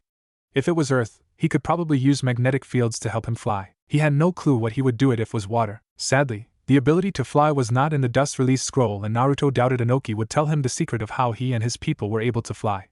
After all, some village secrets have to stay secret. Suddenly, there was a knock at his door, breaking him out of his thoughts. He looked at his wall of seal visuals to see that the one knocking on his door was not at that house but at his own home, and it was Asuma. Odd, I wonder what he wants. I also wonder how he knows where I now live. Naruto said to himself before it clicked. Oh right, the lady I gave the papers to was a Sarutobi. He must have heard wind about it. Deciding to get up and see what the man wanted, he walked to the door and opened it. Asuma, for his credit as a high-ranking ninja of Konoha, could not see inside the dark room that was Naruto's house. Naruto put on a friendly smile and said, "What can I do for you, Asuma?" "Hey kid." Asuma replied in a friendly tone. "I heard about your little venture from a clan member of mine, and I wanted to see if it was just a prank or it is true." "Oh, it is very true, Asuma," Naruto replied seriously. "Are you planning to tell the Hokage about it?" he asked, prepare a little to make him forget about this incident if that was the case. "Nope," Asuma said with a small smile. "I am here to congratulate you on making a new clan and getting away from them earlier than expected. However, you do realize that when making a new ninja clan, you have a seat on the council and I am not sure, but you could initiate the CRA. That made Naruto blush a bit at the last part, making Asuma smirk. I will put that off for later since that is too early for me to be thinking about. Now for the clan head business, I will deal with that when I reveal to the world my power." Asuma raised an eyebrow at that. "When would that be, kid? You can't keep something like this hidden for too long, not even from the Hokage." "You're right," Naruto said with a nod. "I plan to reveal the power of the Ranmyaku clan at the tail end of the Chunin exams." The clan head of the Sarutobi clan whistled at that. "Kid, that is shooting big, but I see your angle. You are going to make the Hokage a fool in front of everyone, aren't you?" Naruto's dark smile was all the answer he needed. "So Ranmyaku chaos?" "Yes," Naruto replied. "I see. I want to know more, but I'd rather hear about that story at dinner, so I am inviting you over. Konohamaru has been begging me to invite you," Asuma stated. "That is fine with me. Just next time until the Chunin exams, meet me at the Hokage's house." Asuma's eyes widened at that. "This is a dangerous game you are playing, kid, but I am sure it will work in the end. Just be careful." Naruto smiled. "Thank you, Asuma, but I have everything covered. I will meet you soon."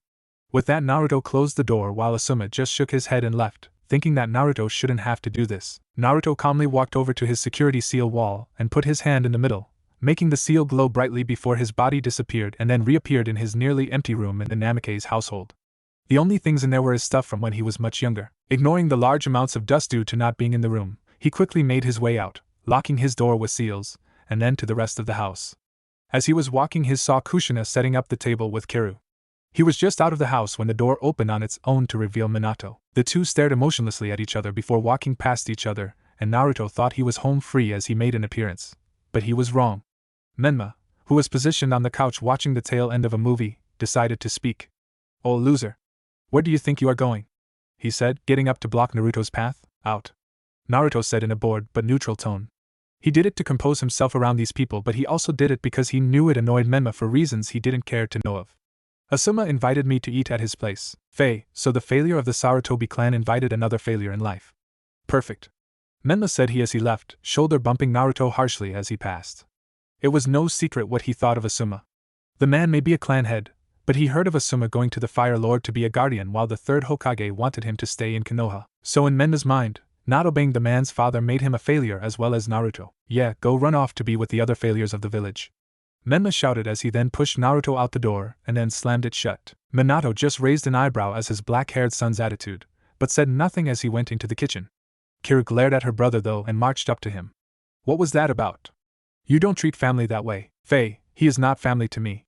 The sooner he moves out or gets himself killed the better." Menma growled at the girl, shocking her. He did want to do the deed himself for some reason but felt that was going too far. "There has got to be a reason for this and a way to fix all this," Kira said to herself sadly as she walked to the kitchen table. Naruto has quickly got back up and whipped the dirt off his clothes before leaving the Namake's yard. He had dinner plans with the Sarutobi clan and a little scuffle with Menma wasn't going to upset him too much. A half hour later, Naruto found himself in front of Asuma's home. It was a nice little place since the guy was actually pretty humble considering his dad was the Hokage for the longest time. Some would have thought he would have turned out to be some pompous asshole. Thankfully he didn't turn out that way. After a few knocks, the door opened to reveal Konohamaru, who smiled upon seeing the older boy. The two made their way into the house and the kitchen table where dinner was just starting. In addition to Asuma and Konohamaru, was just one other person, and that was Asuma's sister-in-law and Konohamaru's mother. The family was small but they got by just like anyone else in the world. Now one would wonder where Konohamaru's father would be. Well, while Asuma had been away, his brother was killed in action and that left Konohamaru and his mother Kuina by themselves. So naturally, Asuma helped by letting them stay with him. He also liked it because it was less lonely for him. As they ate, Naruto explained more of his plan to Konohamaru and his mother. They agreed with Asuma that he was walking on thin ice with all of it. They agreed with him though that it was a good plan and hoped Naruto achieved his goals. Konohamaru then got a brilliant idea as he got his uncle's attention. "Hey Uncle Asuma, you should give Naruto Grandpa's summoning scroll," I have no interest in monkeys like you, so it should go to someone who could use it. Wait, what? Naruto replied, not expecting that. Asuma smiled at that. I am glad you feel that way, Konohamaru. I wanted to make sure somehow that you felt like that because I was planning giving to Naruto to help him show his family they were wrong. Are you guys serious? Naruto asked. It seems that way, Naruto. Kuina replied with a shrug. I say just take the gift. It will help. Asuma nodded and handed Naruto a rather large scroll. The blonde looked at it before smiling. The Sarutobi clan held. Thank you. I don't know how to thank you enough, Asuma smirked. Succeed. That is all I ask? Of course he wanted to Naruto to succeed. A lot of higher-ups have noticed that Minato had changed that day and not for the better, so this was an attempt to bring back the man they all once respected. Because as of now, they had lost a lot of respect for the man himself. I'll do it. Naruto replied with determination in his eyes. The blonde former Namikaze turned Ranmaiku found himself in a training ground with a running waterfall nearby the next day. To him, it was a peaceful little place that was perfect for what he was about to do. Asuma had shown him what to do, like how he should sign the contract, and how to summon the intended animal he wanted. He had to sign the contract in his own blood, and that helped link him to these animals. Next, he performed the correct hand seals and added a large amount of chakra into the mix. He knew that summoning took a lot of chakra, and he had that due to him being the son of a formed Jinchuriki. However, he was not actually sure how much chakra he was supposed to put in, so he may have overloaded it. That proved true as large poof of smoke engulfed the area. The smoke was larger than it should have been because Naruto knew the Monkey King Enma was normal size. So the question is, who came through? He got his answer of the form of 3 voices in the smoke, which eventually dissipated to reveal the 3 beings. The first being the Monkey King himself, with the next 2 being 2 younger monkeys.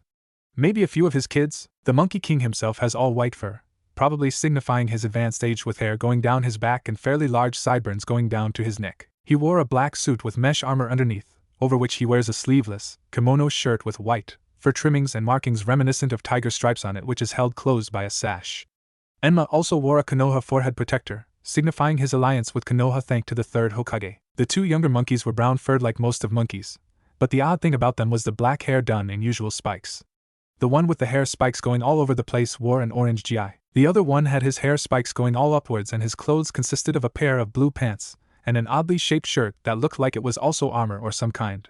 He also had an air of superiority. Enma took notice of the blonde right away, eyeing the boy white clothing with interest, having never actually seen a human wear such things like that, especially a ninja. He supposed it could be worse. The boy could be wearing orange like his grandson's best friend. The orange-wearing monkey spoke first as he ran right up to Naruto. Hello? Are you our new summoner? Wanna be friends? Oh, and do you have food with you? Enma chuckled at that, having expected an outcome like this, and he shook his head. Don't mind him, young one. He is always a little hyper, and I will warn you that his appetite is monstrous. He paused as Naruto nodded with a sweat drop. Anyway, you probably already know who I am, but I will introduce ourselves anyway. I am the Monkey King Enma, the former summon of Hiruzen Sarutobi, your 3rd Hokage. The one would rush you with questions is my grandson's best friend, Goku.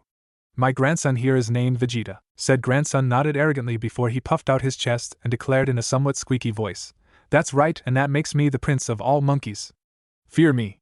With the squeaky voice, the effect of the threat was basically nulled out as both Naruto and Enma chuckled. Now that we are introduced, tell me, boy, who are you? I don't recognize the last name, Enma demanded. Naruto nodded, not expecting the Monkey King to know. My name is Naruto Ranmaiku. My last name was formerly Namikaze. Enma raised an eyebrow at that.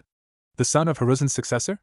Well, I had heard from the slugs about your predicament, and am surprised that the Hokage has let you go that easily. Naruto smirked at this and said, he doesn't know what he did thanks to good timing and some genjutsu. Plus, with the name changed to that of Chaos, it shows that I am the Chaos to my father's so-called order. Ah. Enma replied before a thoughtful look came to his face. Normally I have my new summoners lift me in my staff form. He paused as he eyed his 2 charges. Instead, I will accept you as our summoner if you can lift the combined forms of Goku and Vegeta's staff form. Cool, come on Vegeta. Goku cheered, much to his friends protesting. They then changed into a small red staff. Naruto raised an eyebrow at their form, wondering what the catch was. He soon found it when he tried to lift them. It was beyond heavy for something so small. So when he tried lifting it and fell on his face, he heard Enma chuckle softly, probably having seen this before, and grew amused each time. With a glare at the old monkey, Naruto tried again and again. Huffing, Naruto decided that he needed to look at this from a different angle. There just had to be a way to lift their staff form. His thinking, however, was cut short by the dual-voiced laughing from the staff. That made him lose his cool and he tried again to lift it. An hour later, we see Naruto on the ground next to the staff as Enma looked on calmly. The blonde was exhausted as he had abandoned rational thought to lift the laughing staff. It was so irritating that it had shown that Naruto was capable of more than simple happiness, laziness, and apathy. He had shown more irritability today than for most of his life, sort of. So now he lay there, tired out of his mind, and he thought more rationally and decided that he would lift the staff with chakra. He got up, channeled chakra to his limbs and then to the laughing staff, who quieted down, and lifted it about an inch off the ground. Enma smiled brightly. Good, now we have a summoner once more. We shall work with you from now on. He paused as Goku and Vegeta turned back into their separate monkey forms, and that gave him an idea. In addition to that, Goku and Vegeta will be your familiars. They will teach you all you need to know about us, and I am sure you can teach them a few things. Awesome! Goku shouted as he ran up to Naruto and grabbed him by the arm, getting a confused look from Naruto. Vegeta was much calmer about things and he too grabbed the other arm. Be grateful, human, that you have the Prince of Monkeys as one of your familiars. Also, judging by the confused look on your silly-looking face, you have no idea what we need to do to make us your familiars. It is simple, we need to create summoning tattoos on your arms. Enma winced as he remembered the time when he did the same with Hiruzen. Naruto, I would brace yourself if I were you. Why do I wwwww? Naruto asked before the sleeves to his jacket were roughly pulled up and the two monkeys bit down on both of his arms.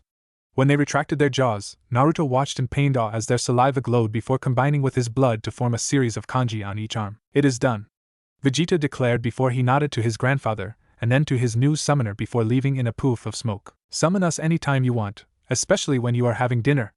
Goku shouted with a big smile before he too left in a poof of smoke. Enma smiled as he put a hand on Naruto's shoulder, who winced a bit, and then said, I am sure you will make a great summoner for us, and maybe one day, it will be you who is our sage.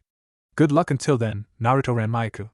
He then left in a poof of smoke shortly after. Well, this is certainly going to be interesting, Naruto replied before he saw Kakashi appear in a rather flashy Shunshin. What can I do for you, sensei? Well, Jiraiya's spy network found one of Orochimaru's old bases and tomorrow he feels that our team is ready for our first C-rank mission, Kakashi stated. Naruto raised an eyebrow and said, so what? Orochimaru is dead thanks to the Hokage. What threat could the guy pose from death? Kakashi nodded, knowing that Naruto really didn't know much about the snake Sannin. With limited knowledge like that, it was almost expected for Naruto to answer in the way he did. Well, you would be correct in that assumption, but when Minato-sensei killed Orochimaru, he found notes on the man's experiments, and found that he was in search of a way to be immortal. The notes said he found a partial way to be immortal, but not a true way. Okay, well, he developed something called the curse seal that he derived from a man from a strange clan, and using them on other people and not just his apprentice at the time in the form of Anko. That crazy snake lady? Yeah, I can see her as his apprentice, Naruto replied with a shrug. Personally, he liked her and didn't have a problem with her like some of the village did. She was a refreshing sight some days. Right, so the reason we have this mission is because of the nature of this base. It is supposed to hold the person from which the curse originated from. From what Jiraiya said in his letter, it was used as a prison of sorts, and that it still has people in it. I am surprised we are going, Naruto replied, very wary of this information. He still did not trust Jiraiya since that day, and he doubted he ever would add into the fact this his so-called father was send him there was just not right in his books. You may not like to hear this, but you three are his kids and he expects great things from the three of you, Kakashi replied, a knowing look in his eye regarding the blonde. You're right, I don't like it, and even if it is a ploy to get me killed and out of the picture, I will do this mission and succeed. It will be one step closer to fulfilling my plans, Naruto stated. He had taken to trusting Kakashi a little more.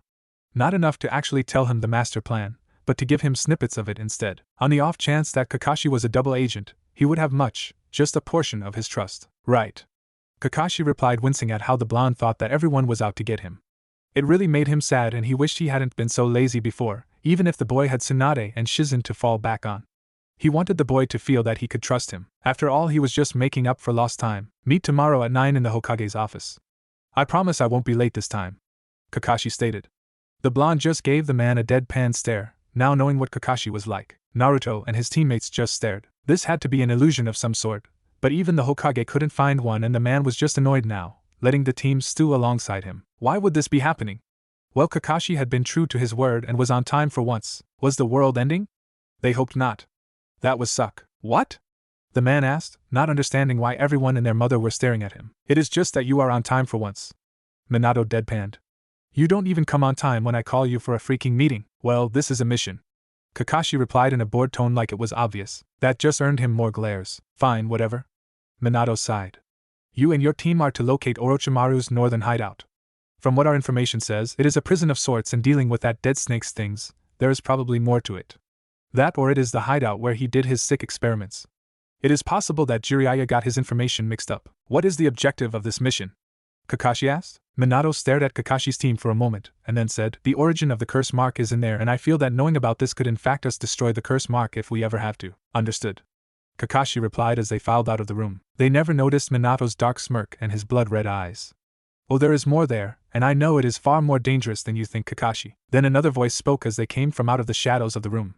And it is a great way to get rid of that brat, but I am sure the others will return. It was Kushina with a darker smile than her Hashens, and her eyes were red as well instead of the normal violet. Plus, there was a dark aura about her in the form of black lightning streaking around her form occasionally. Now why didn't I think of that? Oh wait, I did. The both replied in unison and very creepy-like. However, dark moment only lasted a second as they blinked and everything was back to normal. Shaking his head as if in a daze, Minato looked at his wife and asked, "Are you okay?" It looked like once more that Kushina had a headache as she was holding her head. "I'll be fine. I just take a nap when I get home." Minato nodded but didn't say a thing as he watched her leave the room. Those headaches and his apparent dizzy blackouts were becoming more frequent, and it was starting to bother him as to why this was happening. Taking a look at the paperwork on his desk, he decided to figure it out later. He had too much shit to do. Why did he accept this position again? "When I die, I am so going to punch you for this, Hiruzen," he muttered as he went to work. "Well, this is one step closer to becoming true ninja," Menma stated as he walked along the path with his team. He had his hand in his pockets with a bored expression on his face. Yeah, a C-rank mission was good and all, but he was a Jinchuriki and he felt that he needed more challenging missions. "Hey, we are lucky to get a C-rank mission," Kira stated. "We are still genin, so we must work our way to the top." "Says who? The lowly stooges in the village?" "Faye.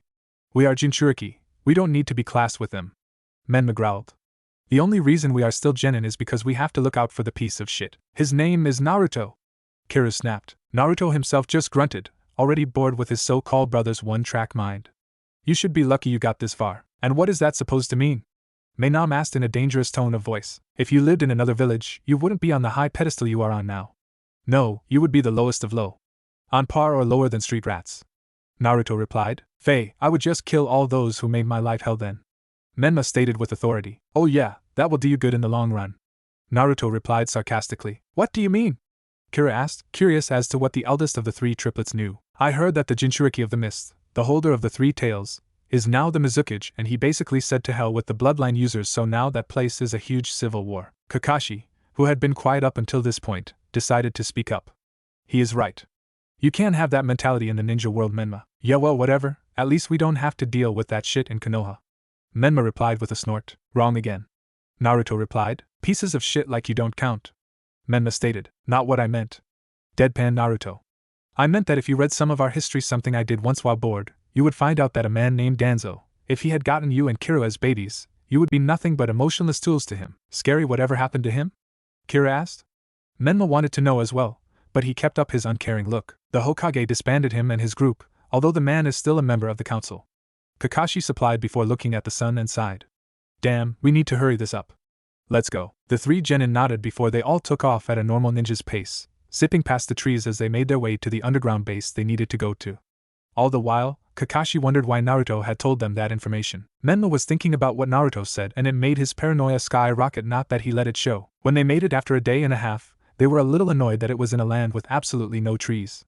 No cover except for the outcroppings of rocks that protruded from the land. Thankfully, the hideout was easy to find thanks to it looking like a black house in between a two-pronged outcropping. So that was good. "Okay, once again be careful," Kakashi warned. "The rest of this base is probably underground and we won't really know what is down there." "Right." Kira saluted with Menma shrugged and Naruto nodded. Kakashi slowly opened the door to reveal a one-roomed house. Thankfully it was not booby-trapped, so they quickly walked in and started looking for a way to get to the lower levels of the base. As they moved around the room, Kakashi took in more detail as he was trained to do.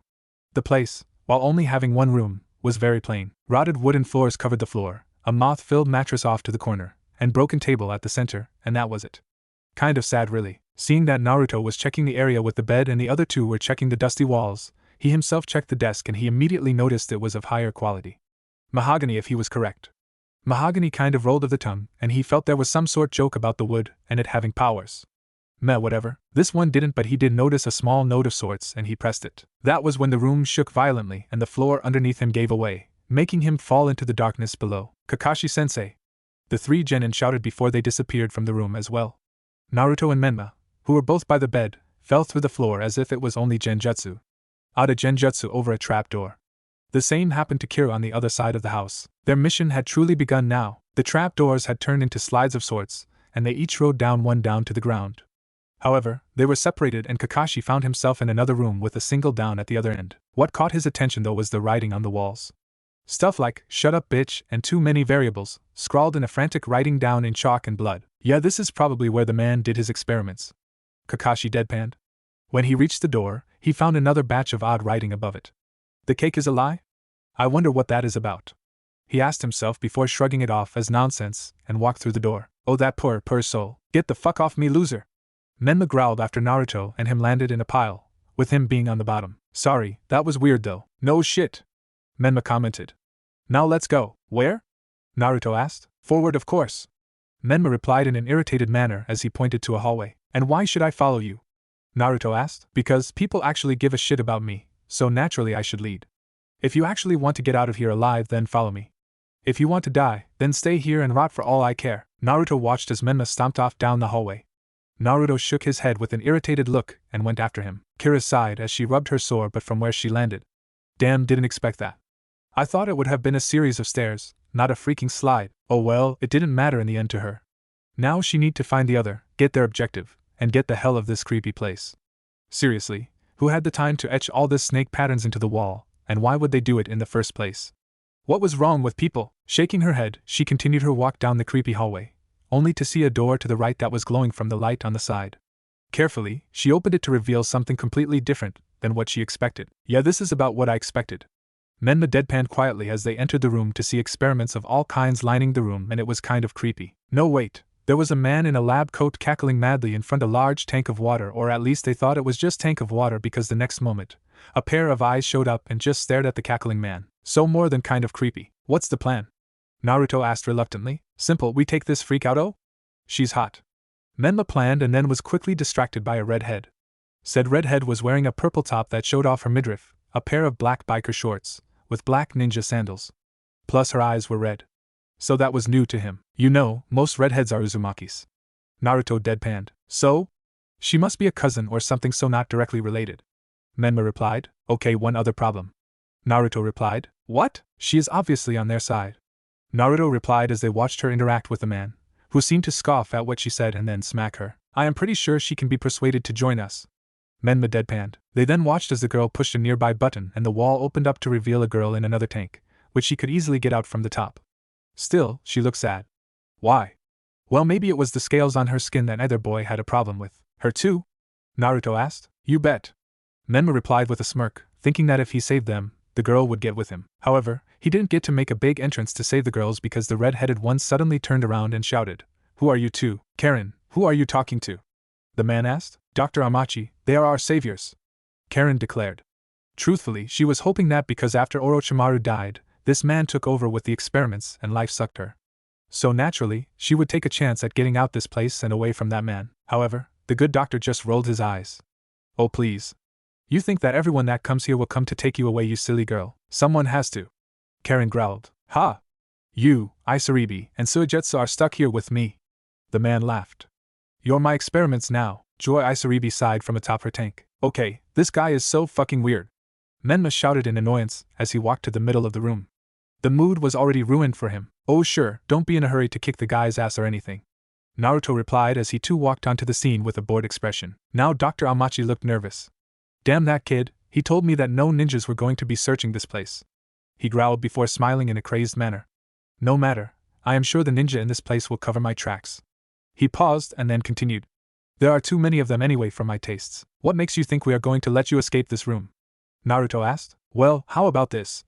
Dr. Amachi shouted with a crazed look in his eyes as he pulled a level under Suigetsu's tank and flipped it. The next instant, said boy was screaming in his tank as he was literally boiled alive by lightning, and that made it start evaporating. You bastard! Menma growled as he instantly channeled the energy of Kyuubi and rushed the man, intent on killing him in the most gruesome way. No, wait! Naruto shouted, having a bad feeling, but like usual, Menma didn't listen to him. Karen panicked when she saw the redhead go all feral and change her master. However, she knew what he was, so she started thinking quickly, just like her master seemed to be doing. She needed to get away from this fight as she was not much of one.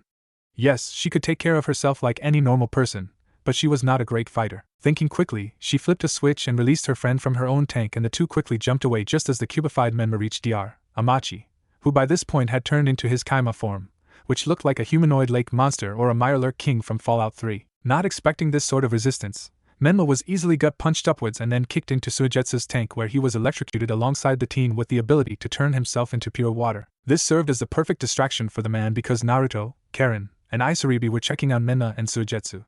They never even saw him leave and alert the ninja patrolling the hallways. What were they again? Oh right, Orochimaru named them Sound Ninja. Is he okay? Karen asked the blonde. Naruto frowned as he checked on his brother. Menma was knocked out, but still alive, most likely in thanks to the Kyuubi keeping him alive. After all, if Menma dies, so does it. Yeah, he still has a pulse, so he'll live. However, I am not sure about the other one. Suigetsu had turned into a pile of off-colored slime and was unmoving. Isaribi took one look and started to tear up. Usually when he went into that form, that meant he was extremely tired and the experiments took too much out of him. But even then he would talk back at people. Now he was just silent. Suigetsu? She voiced. The slime like out on bubble before collapsing into full-on water. Lifeless. Oh no! Isaribi cried. They had been close and she didn't know how to deal with this. Her best friend was gone. So she latched onto her only friend left alive and bawled her eyes out. Karen held onto her friend and sighed before looked at Naruto, only to see him leaving. Where are you going? Naruto looked back at her disinterestedly and sighed. To continue my mission. Look after that asshole for me. When I get back, we can all go to Konoha if you want to join up. So you are just going to leave us here? Karen screamed. Yep. Naruto deadpanned before he left, leaving Karen to stew with a crying girl in her arms and his unconscious brother. Kei couldn't believe her eyes when she entered the room. It looked like a mad scientist's heaven. It was pretty disturbing, but the thing that got her the most was what was in the middle of the room. There was an operating table that looked as cold as the steel it was made from. On it was a man, but to her, he was far different than what she was used to. This man was blue. Not only that he had the features of a fish or a shark, she wasn't entirely sure. The man was in rags that were barely holding together, and he looked very malnourished. During her observations, the man weakly turned his head towards her and nearly had a heart attack. Why? Well, because this girl looked a lot like that woman who was able to bet all of the 7 swordsmen all by herself. Who are you? The man asked weakly. I am Kiru Uzumaki Namikaze. What's yours? She asked politely. The man chuckled. Oh, how I have fallen. I am talking her to daughter and I am not even in battle. Damn that snake and his lackey. He paused to cough violently and said, I am Kisame Hashigaki. Kiru blinked at that. Wow. My mom told me about you. You were really fierce when you fought her to the point that she was actually scared. I tend to do that. Kisame smirked. So kid, what are you doing here? Well, my team was sent here to retrieve info on Orochimaru's curse mark now that he is dead. Well shit. So the lackey has been doing his experiments on my alone. Terrific. Kisame growled as he felt even more shame. Oh well, he was dying so it didn't matter to him that much. He would be dead soon. However, there was still the matter of his successor. He didn't have one. Looking to the girl, the daughter of the woman who had defeated him, and the other swordsman, he got an idea. So kid, you must be a great ninja thanks to your mom. Kira smiled sadly at that. Not really. My ninja skills aren't that great. Mom and dad are more focused with my other powers. I see. Kisame replied. So you don't have a major plan for being a ninja? Your own style? No, not really. Kira replied sadly. Hey, then how about this kid? You take my blade and the scrolls next to it, and use my style. Are you sure? Why not? I am dying and I won't be able to use that shit anymore. Hell, I doubt any of the other swordsmen are still alive. Kisame replied. Softly walking over to the discarded sharkskin blade leaning against the wall, she gripped the hilt, and while normally it would have destroyed her hand for just touching it, it just hummed as it ate away at her chakra, which she didn't even feel. What she did experience were the memories of Kisame and the others who had wielded the blade. Once it was done, she looked back at Kisame with a determined look in her eye. I do better than just use your style and sword. I will find the other blades and continue their legacy as well. My mother may have defeated you all, but I will be you all. Kisame smiled a true smile after hearing that declaration. And we will all be proud of you, kid. He coughed again, but this time it was more violent as blood races out of his mouth. Damn, this dying business sucks. Guess that is what I get for making all those people suffer, but I am going out in my own way. Kid, get the hell out of here and good luck. The girl nodded and left the room, sad that the man was dying as she took his stuff. Kisame smiled and said, I guess I am not a bad guy after all, but I am probably still going to hell. Maybe I'll see Mangetsu there and I'll tell him about the girl that would surely capture his heart if he was alive. He then gathered what little chakra he had left and said, this is my last summoning, give me a better death than this and I promise that girl will be a better summoner than me. Summoning jutsu. With his piece said, Kisame smiled as 3 sharks appeared and ripped him to shreds. Kiru, who was still outside the door to his room, silently cried for the fallen swordsman. She would make him and the others proud. As for Not, she needed to find her brothers. However, she then felt the signs of someone using the Kyuubi's energy and shot off in search of Menma, feeling that he could be in trouble because the feeling of that dark chakra didn't last long.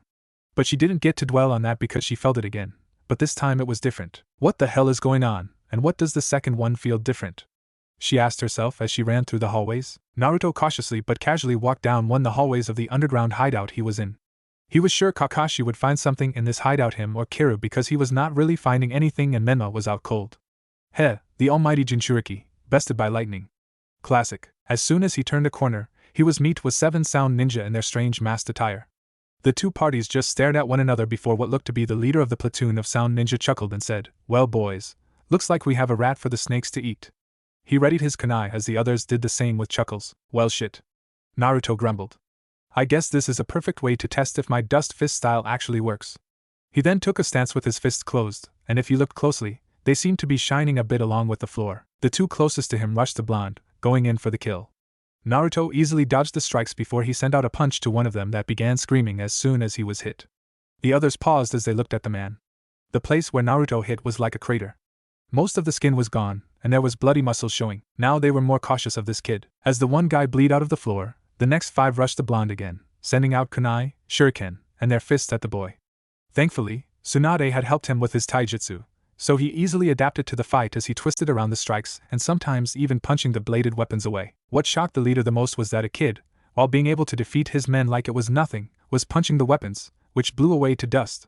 How strong was this kid? However, he didn't get to contemplate any more on that development because his men were on the ground, not only suffering from their strange wounds that looked like something ate through them, they looked to be gasping for air.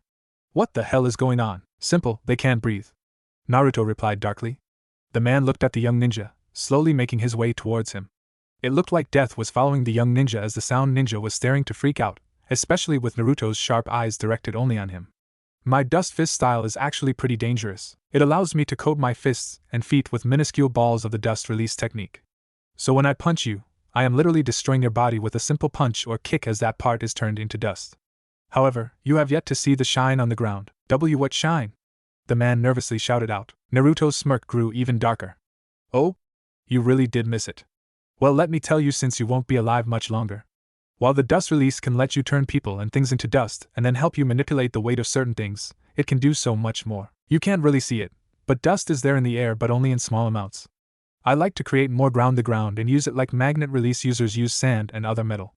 Naruto lifted his fist and the man froze, not from his own actions, but because of the pain he was in. "I can see it in your eyes that you have figured it out," Naruto continued. "Dust is easily breathed in through the air. It is now inside your body and with it, I can easily kill you." The man looked at Naruto in panic at this.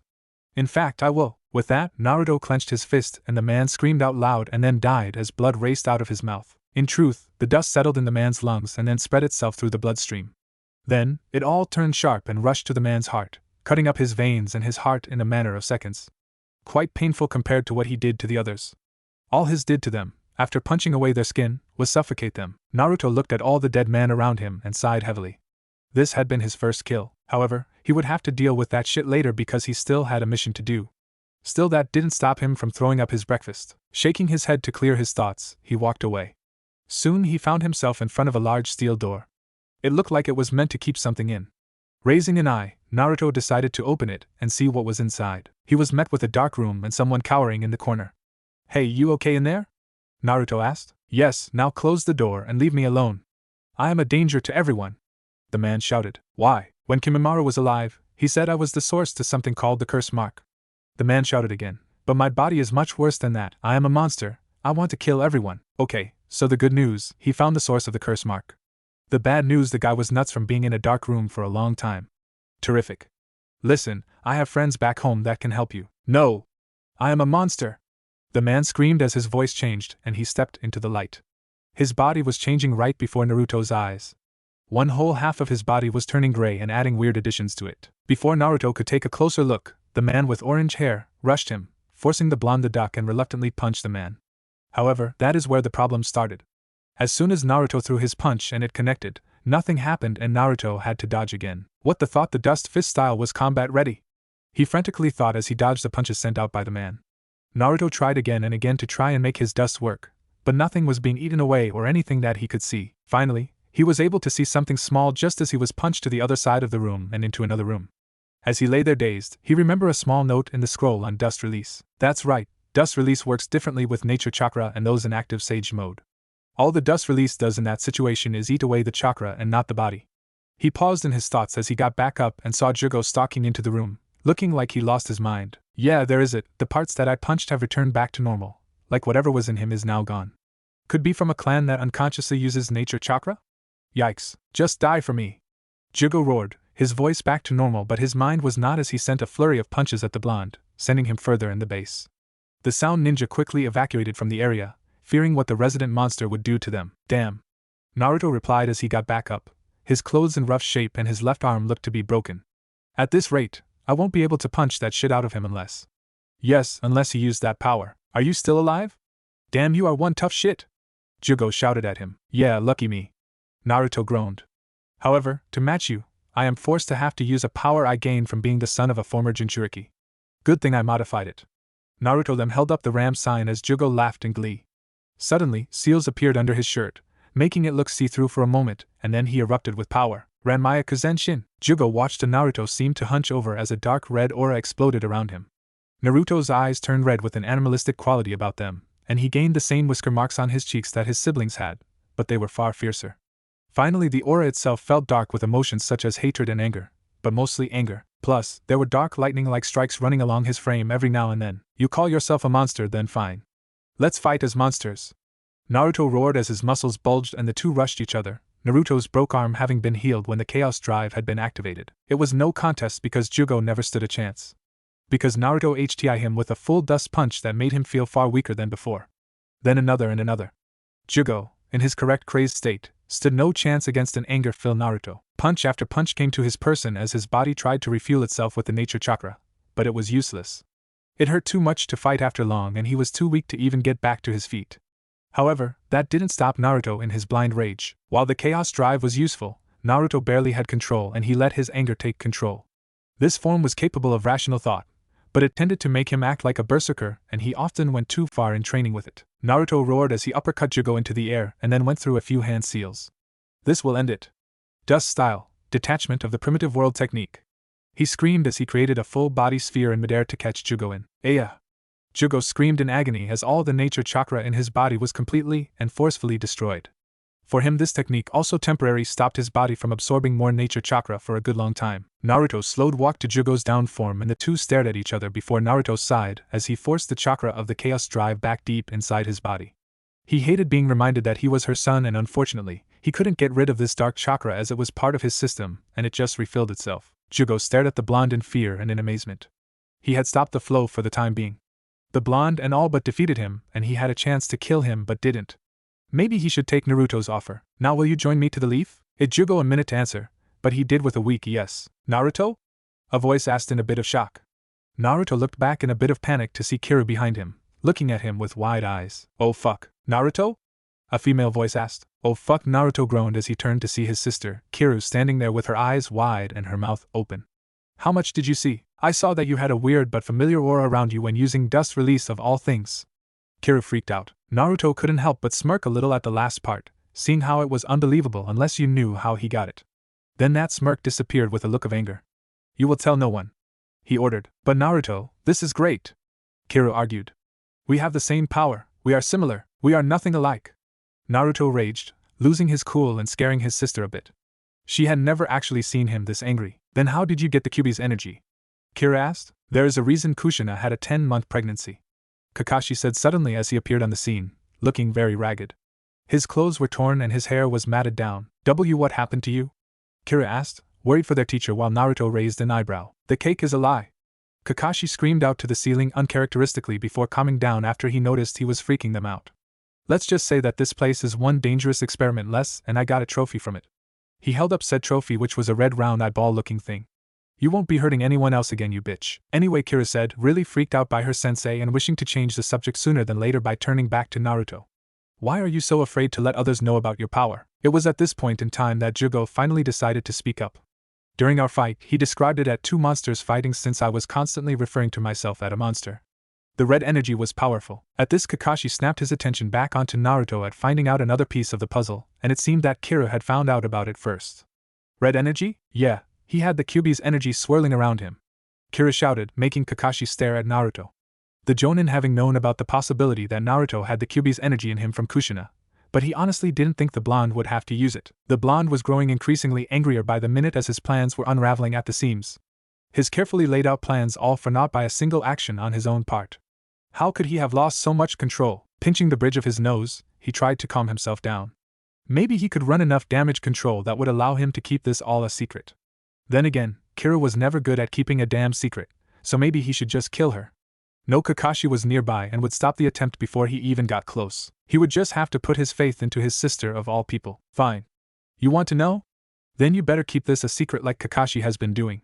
Naruto replied, getting wide eyes from the girl as she quickly snuck a glance at the scarecrow-like ninja, who just waved at her before she turned her attention back to her elder brother and nodded. If that is what it requires and I get on your good side, then so be it. Kira replied. Naruto sighed a bit shakily and nodded to himself.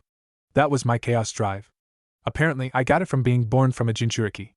I do not have the normal access that you and Menma have, but it is aligned to my chakra network and refills itself when it is depleted. It is my last resort. He paused for a minute to let Kiryu and Kakashi take that in. Then there is the dust release. Now that made Kakashi nearly drop his precious trophy. How in the world did Naruto get that? I got it from Inoki when Minato took me to IWA with him. Naruto replied, not willing to give them any more information on that front. I have taken it further in my own style along with my energy release jutsus. But why hold these things back? Kira asked. Surely mom and dad will like that. Naruto glared at her and then said, don't tell me you have been blind to what has been going on that past few years. Minato and Kushina care nothing for me, but when I do reveal what I can do, I see where I stand with them. Will they accept or reject me? That is what I plan to find out at the Chunin exams. Kira sighed as she leaned next to the wall, her large bundled sword hitting it. Yeah, I have noticed and I have tried to ignore it and figure it out for myself. What will you do if they reject you? She asked, fearing the answer. I will leave, simple as that. I will not stay in a place that doesn't want me. Naruto replied seriously. But I will show them that they were wrong. I will show Minato, Kushina, Jiraiya, Menma, and all their stupid supporters that they were wrong. I am not some talentless piece of shit. I belong here. I deserve to have a family that actually wants me. Both Kakashi and Kiryu stared at Naruto for a little bit before they both had smiles growing on their face. Then I will help. The redhead declared. No, the blonde said right away. The best help you can give me is leaving me alone and keeping this a secret. Hell no! Raged Kiryu. I am done sitting back and watching you get hurt. I'll keep the secret, but I am also helping you in this whether you like it or not, mister. She emphasized her point by poking him in the chest. This made the blonde sweat drop big time, and every time he tried to refuse, the red-headed girl cut him off at every turn. Finally Naruto had enough. Fine, do what you want, we'll deal with it back in the village. He sighed, thinking that this was going to be more trouble than it was worth. That was when he finally noticed the strange bundle on her back. What the hell is on your back? The Samahata? Kiryu replied simply. Kakashi once more nearly dropped his prize. Wait, the real one? How did it end up here? Some asshole had somehow captured Kisame and was experimenting on him. I met him and reminded him on my scary mom, so he gave me his sword and some scrolls before he went out his own way. Kira said sadly. I see we should talk more about that later when we get out of here, but I am more curious as to who your new friend is, Naruto. Kakashi replied, pointing at Jugo, who was a very quiet person and was standing next to the blonde like Naruto was his lifeline. This is Jugo and our apparent objective. Naruto replied. Wait, you mean he is the source of the curse seal? Kira asked. I am more the inspiration for it since he used my flesh to tweak the curse seal into his own device. Jugo replied, annoyed. I see. Kakashi replied. Then let's find Menma and leave. Speaking of Menma, where is he? Kira asked. Knocked out cold in a large room by an electrical discharge. Naruto stated, getting looks from his teammates at how casually he said that. Don't worry, he is not alone. He is being watched over by another Uzumaki clan member, and another girl. Oh, this I have to see. Kira shouted as she hurried ahead before coming back with a sheepish expression. Where is that, by the way? Naruto just rolled his eyes at his sister. She maybe have gotten to know him just a bit more, and he was starting to open up to her, but she was his little idiotic sister after all. This way, he said as he led his sister and an amused Kakashi and Jugo. Oh, and Naruto, you owe me. Kira replied with a devious smirk. How do you figure? Naruto droned boredly. I am keeping your secret, so you owe me for that. As for what I will ask for, let's just get home first. Joy. Naruto droned before both siblings heard Kakashi mumbling about his precious as he rubbed the eye-like device. Is he going to be alright? Jugo asked. The siblings just shrugged, not helping Jugo's nerves. Ugh, what hit me? Menma asked, and before the redhead known as Karen could answer him, Naruto chose to answer as he entered the room. A couple tons of water filled with electricity. Naruto replied. I did tell you not to rush in like that. Yeah. Menma growled, hating to admit that the blonde was right. So what the hell happened? We finished the mission while this nice redhead watched over you. What was your name again? The blonde asked. I am Karen, but I also had to look out for my little sister Isaribi because her love interest died in front of her. Karen replied, gesturing towards the fish-like girl, who was staring at a puddle of water. Great, I royally fucked that shit up. Menma groaned. So, did you guys find what we were looking for? Yep, Naruto did. Kira chirped happily as she gestured over to Jugo, whose intimidating stature was pissing off Menma. Menma stared at Naruto for a moment before laughing. You gotta be shitting me. Naruto got the source of the curse seal in this giant? He nearly had to have died. I did. Naruto replied, cradling his old injury, which was his old broken arm. However, he could not explain how it could have healed so quickly, so he had to fake it. Indeed. Jugo's booming voice spoke, scaring Karen and Isaribi, who knew of him. I nearly killed him, but he managed to survive my rage and talk some sense into me, helping me revert to my normal self. Not knowing that what Jugo said was a lie, Menma accepted it for what it was and snorted. Should have just finished the job and killed the runt. Why? Jugo asked, curious to know how bad Naruto really had it after hearing about Naruto's plan, which he hoped to help in. Menma stared at the man like he had gone insane, but then remembered they were in foreign territory. Let me fill you in, big man. No one in our circle of friends and family actually gives a shit about him, and you would do well to do the same. Jugo stayed silent for a moment before he grabbed Menma's neck with a quickness he was not used to. We see differently. Then you on this piece of shit side too? Menma got out angrily as he struggled to breath. Yes. Jugo replied monotonously as he dropped Menma on his ass. Alright then, we should get going before another fight breaks out. Kakashi intervened quickly. Would you two ladies like to join us back in Konoha or go your own way? Karen and Isaribi looked at each other for a moment. A silent conversation going on between them before nodding. I think it would better for us if we join you. Karen replied. Kakashi nodded. Then we should go. Menma listened on as his sister gave her report after Naruto gave his and Kakashi before him.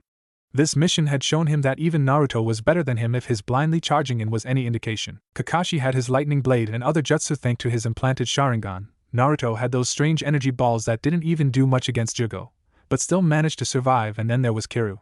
Sure, she had her side of the Kyuubi's chakra and now the Samahata. So, what I want to do is be Konoha's blade master by finding and mastering the 7 swords of Kiri's 7 sword masters along with any other blades I might find. Kira finished, ripping Menma's attention away from himself and onto her. Minato smiled happily at his daughter. To him, she was the most promising of his 3 children. Naruto he just didn't care for, and Menma fought like a berserker. While good in some situations, one could not rely on that all the time. Now Kira was taking her ninja career seriously by being one with all kinds of swords and maybe surpassing her mother. This is good then. Minato replied with a smile as he took out 2 scrolls. Here, my A and BU teams retrieved these for me, but I think you would find them more useful. They are the Rajan blade and Zabaz's blade. Wow! Thanks! Kira exclaimed happily as she took the scrolls. Yeah, now she had 2 more blades. And what did he have? Nothings. And he constantly ragged on Naruto? The blonde had more than him. All he really had was his berserker style he made when he combined a lot of what his parents taught him. He needed to find something to do, so, this young man is the source of the curse mark? Minato said, once more pulling Menma from his thoughts. Naruto, you will take him to Tsunade to see if she can help since you were the one to supposedly calm him down. Naruto nodded, but he could see that his father still did not believe in him. Very well, now I need to know more about you too. Minato's voice replied as he was talking about Karen and Isaribi. By then Naruto and Jugo had already left. So let me get this straight, you come from a clan that has unstable genetics, and that causes it to draw in nature chakra? Tsunade asked, disbelieving. Yes, Jugo replied. I had hoped Orochimaru could have helped me, but he only helped himself. He said that I had inadvertently found a way for to revive himself if he should die. Swanda's eyes widened at this point and wrote a letter and then shouted for Shizen to deliver it to Minato and quick. He would want to know that tidbit of info. Even if Orochimaru was alive, he could still be revived somehow. Alright, you have my full attention, but Naruto, I think Kakashi needs to speak to you and your team at your usual training ground. He sent a clone ahead of you to inform me about it and then to tell you when we were done. Naruto nodded and left. The blonde found his team already waiting for him. Menma looked at him with an annoyed expression like usual and Kiru just looked relieved. Kakashi didn't even seem to notice him as he was reading his little orange book under a tree while rubbing the eye. So what does he need? I got no clue, he just keeps reading his porn and rubbing the eye. Menma replied. It is fucking creepy. Kakashi seemed to have heard him and froze before calmly laying his books next to the eye and walking towards Ahem, now that everyone is here, I would like to tell you that I will be stepping up your training just a bit. Menma broke into a grin. Nice, what are we going to do? We've already got the chakra training exercises down. Kakashi smiled as he brought out 3 pieces of ordinary-looking paper. That deflated Menma's good mood real quick. Oh hell no, I thought we were done taking boring as hell written tests back in the academy. This is not a written test. Kakashi deadpan, keeping to himself that one part of the Chunin exams was a written exam. He would laugh when he would hear about Menma's reaction to that. Yes, it was torturous for the kids and gold for him. Ha! While it is a test to find out what element your chakra is aligned to, so this would help us see what element we are best at to better helps learn jutsus. Kira asked. That is exactly it. Kakashi confirmed with an eye smile. Now that caught all 3 genins' attention. Kira could learn if she was properly aligned to water, so that is she could use Kisame's water jutsus to a greater degree. For Naruto, this would help him with his flying problem. He wanted to be able to fly, and with the power of wind on his side, he would be able to fly very easily, but he already had a guess as to what his elements were thanks to his dust release. For Menma, this could possibly help him in the long run for what to do with his ninja career. He couldn't be a berserker all the time, or he would surely die quickly in the ninja world. No, he needed something else to help him. Okay, Kiru, add chakra to yours first. Kakashi ordered. The red-headed girl nodded and added in a small amount of chakra. The result was it splitting down the middle and then getting wet. The 3 then looked up to their sensei for an answer. Kakashi sighed. Damn, I am not great with either water or wind, he said. But I know the general exercises for both, and if you want, you can go and ask Asuma for wind jutsu suggestions. Now Kiru, you have a rare opportunity. While I know you are dead set on learning water jutsu from that scroll, you can combine both elements when you have mastered them and make ice. Awesome! Kirin nearly shouted. Kakashi just smiled as he gave her a scroll on the first part of learning to master water. She quickly took it and left to her part of the training grounds, eager to start learning. She would find out who got what element later. I guess it is my turn, Menma stated arrogantly, thinking that Naruto would have no element because he was weak. He then added a fairly large amount, and the results surprised him. A third of the paper got wet, another started crinkling, and the last part caught fire. 3? Damn, you kids are full of surprises. Kakashi groaned. I could personally help you with the lightning element, since that is my own. The fire I think would come from your overuse of the Kyuubi's chakra. Menma looked uncomfortable at that. It would explain why he always felt a burning sensation when using the fox's power. Finally, I would assume you got water from your mother since she is very proficient with it. Take this scroll on lightning exercises and I will be with you shortly. Kakashi ordered while Menma just shrugged and went to his own part of the training ground. Okay then. That leaves you, Naruto. Kakashi replied good-naturedly. You did that on purpose, knowing that they would do their own thing so they wouldn't find out what I have. Naruto replied with a smirk. I have no idea what you are talking about. Kakashi replied with a nice smile. Now do it. The blonde just shrugged as he did so and the paper split in half, making Naruto smirk before his eyes widened when the 2 halves caught on fire and turned to dust respectively. About what I expected, fire, wind, and earth. Kakashi said with a nod. Which one do you want to learn first? Wind, I have plans for that element. Naruto replied, making Kakashi nod as he gave Naruto a scroll on wind. Good luck and again, if you need any help, just go ask Asuma. Kakashi sheepishly but Naruto understood. Kakashi was no expert by a long shot on the wind element, so as Kakashi left Naruto to read his scroll, he noticed that Menma was starting out in space. He assumed the boy was speaking with the Kyuubi and he was concerned. The fox could try something. A few minutes earlier, Menma sighed as he sat down to read his scroll on lightning. He was not sure it would help, but he would take anything at the moment. You should have taken the water scroll, you pathetic human. The giant fox in his gut boomed before Menma found himself in front of said beast within his mind. His mindscape was not a sewer or anything like that. It was the village as it was the day the fox attacked. Sure, some of the buildings had been repaired, but most were in rough shape. But the thing that would catch most people's attention was the fact that the giant 9-tailed fox was in the spot where the Hokage monument would be. Why? Menma asked as he stood upon one of the only intact buildings to stare at the fox at equal level. The Hokage Tower. Because I wished to help you grow stronger. As you are now, you are a pathetic little human not worthy of being crushed under my paw.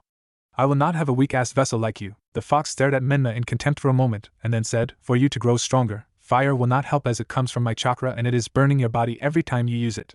It was not meant for you and you are not yet ready for more, so I will forcibly change it to that of wind and I will personally teach you how to use that and water, which again, you should have started with. Menma was a little taken aback with the Kyuubi's offer to help, but whatever worked.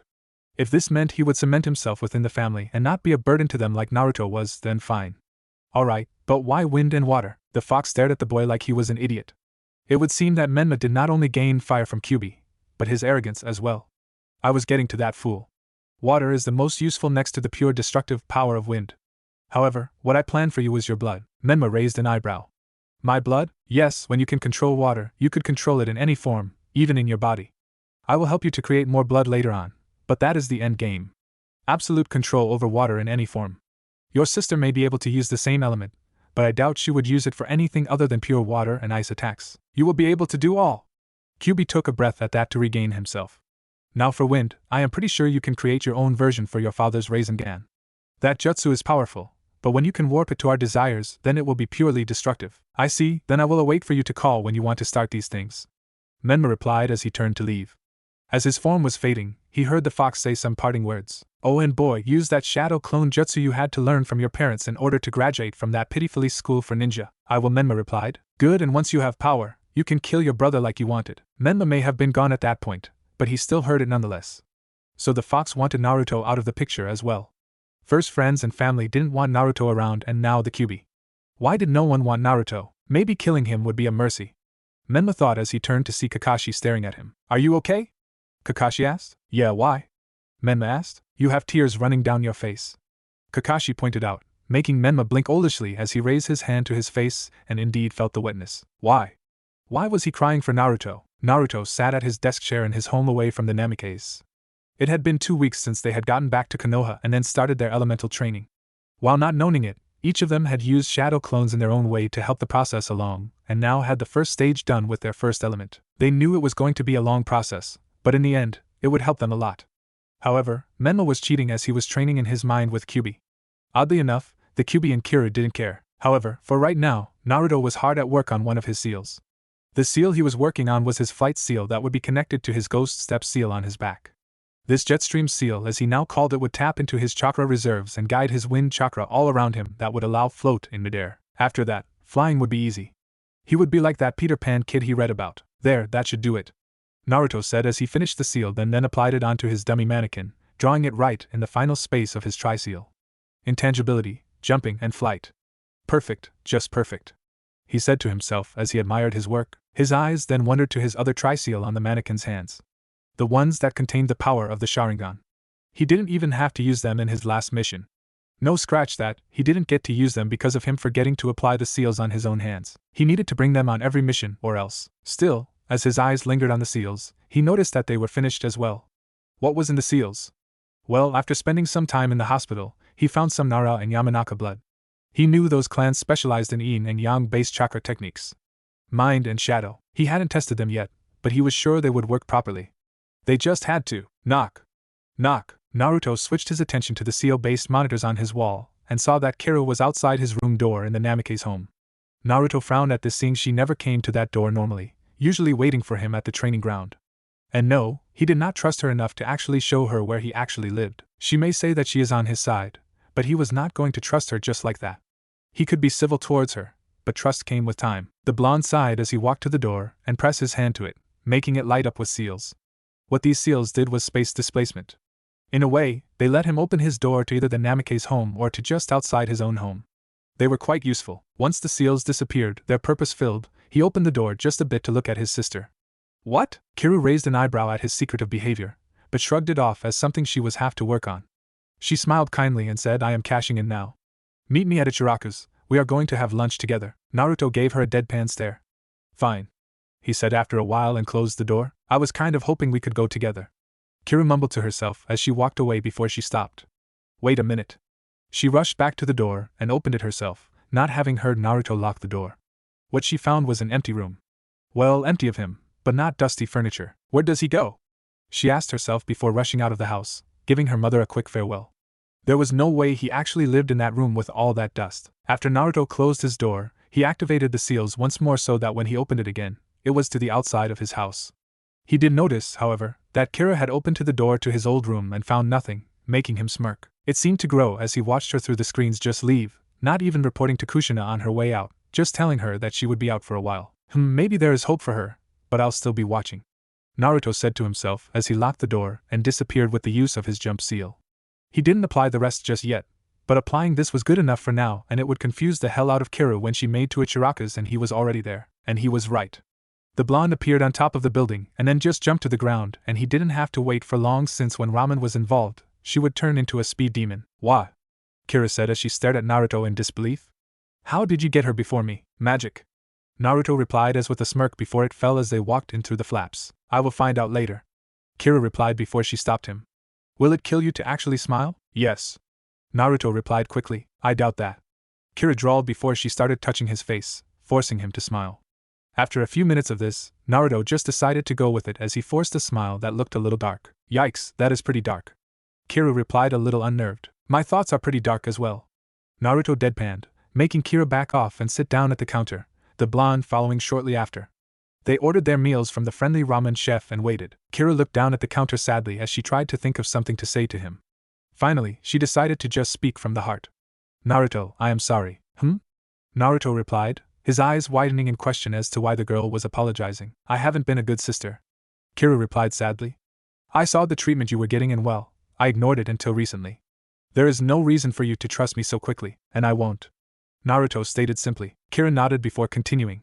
Right, I was a brat and ignored it, secretly hoping it would get better, but it hasn't. If anything, it has gotten worse.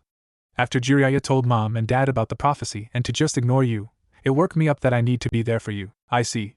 Naruto said and got a look from the girl at his lack of reaction to the news of Jiraiya. You already knew about that incident, don't you? Kira asked with narrowed eyes. Why do you think I sometimes refer to myself as nothing? Naruto asked, getting a hurt look from the girl. It also made her wonder what else he knew. I really don't know how to make it up to you. I really don't. But I will be there for you, earning your trust if that is what I have to do. Kira replied, determination set in her eyes. Admirable, but I won't make it easy. Naruto replied, I know, I should have started this earlier. Kira replied with a few tears. I love you, big bro, and I want to prove it. Naruto nodded but didn't get a change to answer as their food finally came. Naruto and Kira thanked the ramen chef and his daughter Ayam, who had been listening, and dug into their food with no finesse at all. That was one thing the two shared. Their love of ramen. After about 10 minutes of this, they were interrupted by an ANBU member in the small restaurant with them, making them nearly choke to death with his sudden appearance. It almost made the Umbu smirk under his mask and laugh. Almost, however, he was a professional and kept to protocol. Naruto, Kiru, the Hokage requires your presence immediately. Ah, come on, bear, I just got my 10 bowl. Kiru complained, making the man sweat drop. I am sorry, Kurosama, but orders are orders. The man deadpanned. Fine, let's go. Kira said as she quickly finished her bowl. However, mid-step after finishing, she saw that Naruto had somehow eaten more than her. She would never figure out how either. Naruto just smirked mysteriously as he paid before the two were taken by Bear and a Shunshin. Minato frowned when his oldest son appeared in his office in a body flicker with Bear and Kiru. He did not know why the two were together at the moment, and didn't like it, but he would deal with that later if his memory held. Recently, he has noticed that his memory was getting worse, especially with his increasing blackouts. It was baffling. So he had to write things down. He needed to get to the bottom of this and soon. Hopefully Jiraiya would return again soon for checking on his spy network. Now, however, he had business to attend to. He stared stoically at the 6 young ninja in his office before to turn to the one of the 3 adults, himself included, and addressed him. Kakashi, I will be implementing a test run of what I have planned. In order to integrate Karen, Isaribi, and Jugo into our ranks faster, we will be mixing the teams every now and then. I am guessing that today we have a mission with one of them?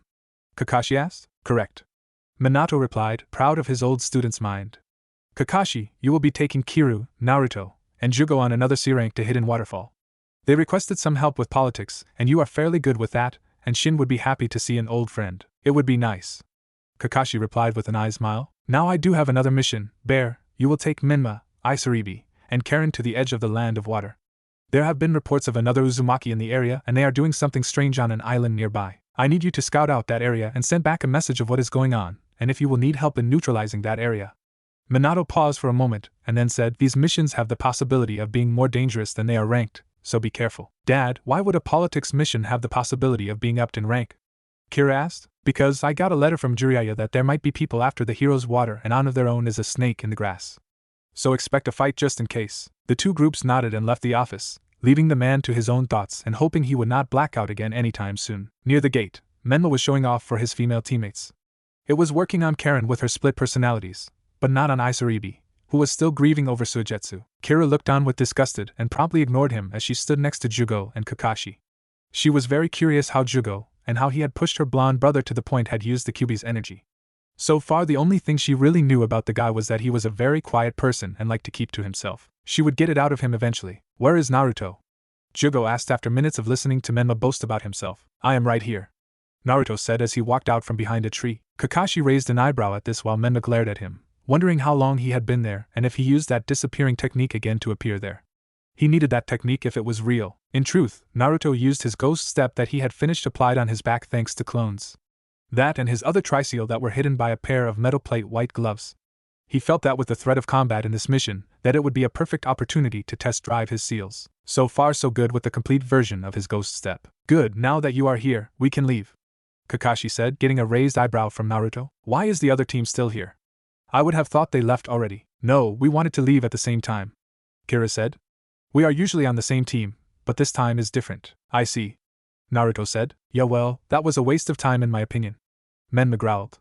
Without me on the team, it lost some quality. Oh well, at least it has Yukiru. He then glared at Naruto and Jugo, only to be completely ignored. He just growled and said, let's go. His team nodded and left with Bear shaking his masked head. He hadn't been ordered to take off his mask yet, but that was fine with him. He was just a temporary stand-in team leader.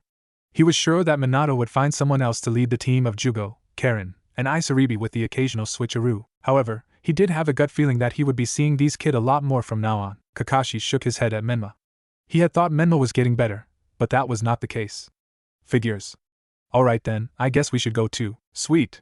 Kira shouted as she and the others darted out of the gates in a different direction than Menma's temporary team went in. As they traveled, Naruto smiled to himself. With Menma gone, that mean if the situation demanded it, then he could go all out. Oh, this will be fun. A few days later, we find our little group of Naruto, Kiryu, Jugo, and Kakashi standing in front of a giant waterfall. It was a beautiful scene with all the plants growing all over and the sky clear of any cloud. Beautiful, Kira said in a bit of awe. Indeed, Jugo replied, feeling peaceful at the moment. So where is the actual village? Naruto asked, looking around. That is the problem, Kakashi stated, getting their attention on him. As foreigners, allies or not, we are not allowed to know of the entrance to Hidden Waterfall. However, it seems our escorts are here. The group turned to see three people standing on the water. The first one that caught their attention was the man in the middle. A kind-looking middle-aged man with short brown hair, with the edges graying on him along with a trimmed beard on his chin. He wore a sleeveless gray shirt with fishnet underneath, gray shinobi pants, and black shinobi sandals. From his hands to his elbows, he was covered in medical tape, signifying that he liked that look, or he trained very often and to the point of injury. Next was a boy who looked to be a few years older than him, and he looked kind of flighty. Like he was expecting an attack at any moment. The boy had ink black eyes and long, dark brown hair. He also wore a forehead protector symbolizing his shinobi status. He wore gray pants, a green shirt, and ninja sandals. Finally was a man who looked to be just as old as the first man.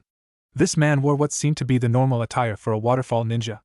A gray-collared ninja shirt, gray ninja pants, and black shinobi sandals. He also wore a tan bandana around his black spiky hair. What was striking about this man is that he looked very dangerous, and had a look of greedy in his eyes. The kind-looking man smiled brightly when he saw Kakashi and said, I still have no idea if the years have been kind to you, and you never will, but you have aged gracefully. Kakashi replied with a nice smile. So they really did send a genin team, huh? Well, who would have thought that the laziest ninja around actually got a team? The dangerous-looking man replied with a smirk. Now Saiyan. They are our guests and Kakashi is helping me with the potential alliance with Rain. The kind man replied. Whatever Shin. Saiyan said with crossed arms. I still think that having Konoha on our side is enough. What do you think, Shibuki? Shin asked the younger boy. Well, I guess having a lot of allies could be good. The boy replied nervously. See? Shin replied to his friend with a happy look, and the guy just snorted. Anyway, we will have blindfold you all and Kakashi. You can just put that headband over that other eye if you will. Wow, they really are secretive about their entrance, Kira said as she was blindfolded. What, you thought Kakashi-sensei was lying? Naruto asked as they were led through a wet cave. Yes, was her sheepish reply. That hurts, Kakashi whined. Whoa! The three genin said in awe as they stared at the massive tree in the middle of the village as they emerged from a lake and took off their blindfolds. Beautiful, isn't it? Shin asked as he smiled up at the tree. Indeed, Jugo said, feeling more at peace as he stared at it. It brought a smile to his face. He didn't understand why, but right now, it didn't even matter. So, shall we make our leave? Shin asked Kakashi. Might as well. I would like to get this over with as soon as possible. Kakashi replied apathetically. I hear ya. Shinobi politics can be a real tricky business. Shin replied with a tired sigh, showing his age more. Shibuki, I would like you to give these genin a tour around the village while we work. If you can take them to Fu, she needs to open up more. Yes, father. Shibuki replied with a smile. Fu was a good friend and for some reason, he felt more at ease when he was around her than normal villagers. However, while she felt the same, she was still a little cold to him sometimes. After a relatively short tour around the village, in which Jugo felt that he was tired and decided to take a nap by the rather large tree in the village, the group of Shibuki, Naruto, and Kira came upon a modest-looking hut. This is Fu's home. She likes to live on the outskirts of the village, Shibuki said as he knocked on her door. It opened a small ways to reveal the head of a green-haired girl with orange eyes. What? Hey Fu, Shibuki said with a smile. Father is in talks and I thought I would come and see how you were doing. Plus, father said to bring some genin with Konoha along. Your father is a nice man, but I know he wants me to open up more. Fu replied, a bit tired. Come on, I know you like to be alone, but you need more friends. Shibuki urged. In a village full of people that ignore my presence as best they can, that is a bit hard. Fu deadpanned. And you are one to talk. I am one of your only friends. She smirked as his deadpan stare before looking at the two genin behind him. Fine, come on in. Shibuki smiled as he led the duo inside. So who are they? Fu asked after they sat down on the floor. Fu didn't have much in her home. A bed, a small kitchen, and other appliances one needs to live on their own, but not much else. These are. Shibuki stopped mid-sentence and smacked his head. Wow, I gave them a tour without even asking their names, blockhead. Fu replied with a smirk, earning an annoyed look from her male friend. No worries. I'll just introduce myself. Kira shouted in a bubbly manner. I am Kira Namikaze. Wait, Namikaze? You are Minato's daughter? Shibuki freaked. Yes. Why? The girl asked, confused. I regret not being a better host. Shibuki replied nervously at having the most powerful man's, which he knew of, daughter right in front of him. No big deal, Kira said, waving him off. To her, it wasn't at all. Other nobles? Now that is another story altogether. Fu studied her for a moment with caution, but deemed her not a threat for the moment. And this is my brother, Naruto. I could have introduced myself, you know. Naruto deadpanned, but not all that angry. So, Kira replied simply. I don't mind introducing you. If anything, you needed me to. Since Shibuki here said that Fu needs more friends, I say that you need some more too, and what better way than me introducing you to a new friend? That just made Naruto sigh. Fu smirked in amusement, liking this girl somewhat. She was a bit like Shibuki. Why would he need more friends? She asked. Because he is lonely, he gets the same treatment that Jinchuriki get but from our family when me and my other brother are Jinchurikis. Kira stated, revealing some info about herself before she froze, not sure how they would take that. Wait, what? Shibuki asked with wide eyes, and Fu looked a bit hopeful at seeing another Jinchuriki. At that moment, Jugo woke up to someone talking near him. It was annoying, but something about the tree he was sleeping next to told him to listen. Wait, why was a tree telling him that? Oh well, he would figure it out later. He crept around a corner until he saw that Soyen character talking to a woman from Rain. He didn't get a good look at her though because of the fact he almost panicked at being seen and hid. So they sent a genin team with Kakashi? The woman asked. Yes, but I am sure you guys can pull this off. Just take the hero water, kill him, and then take some more so we can sell it. Soyen replied. This had better work, or will kill you myself. The woman threatened. Oh, it will, my dear, and then we can take over this stupid little village. Soyen replied before them both laughed. In 1 hour, the plan will move. Jugo frowned at this. He needed to warn someone, but he doubted that Shin and the others would listen to him. No, he had to find his teammates and fast. Wait a second, you are a Jinchuriki like me? Fu exclaimed as she got right in Kira's face. Yes? Kira replied nervously. And you have a good life? How is that?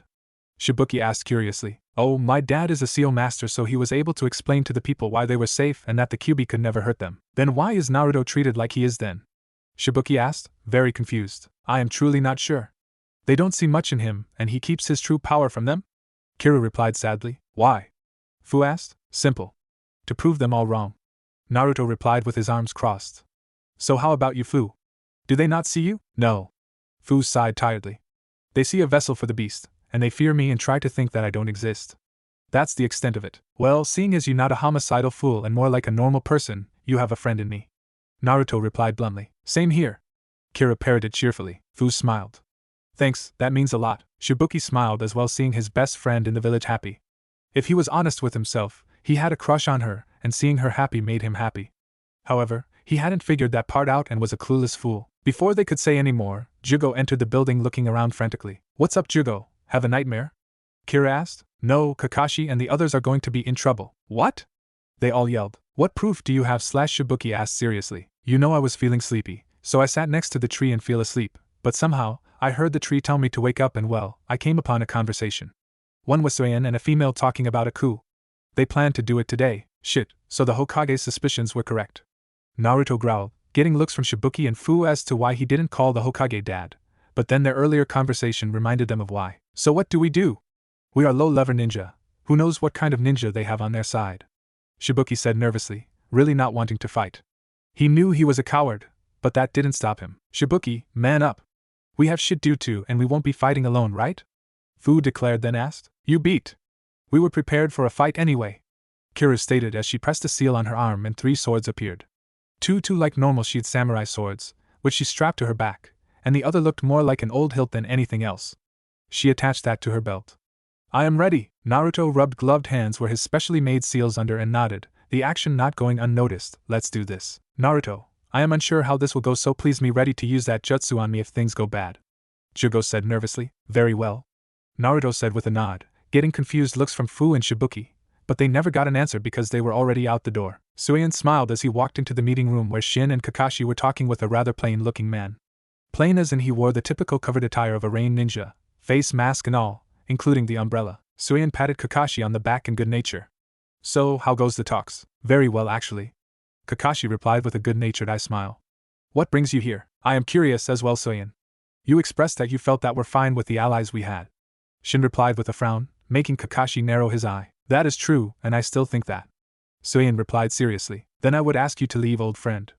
I would rather you not mess then up for us, Shin ordered. Very well. Suian bowed and then turned to leave, making sure his hands were unseen. However, I can't let this happen.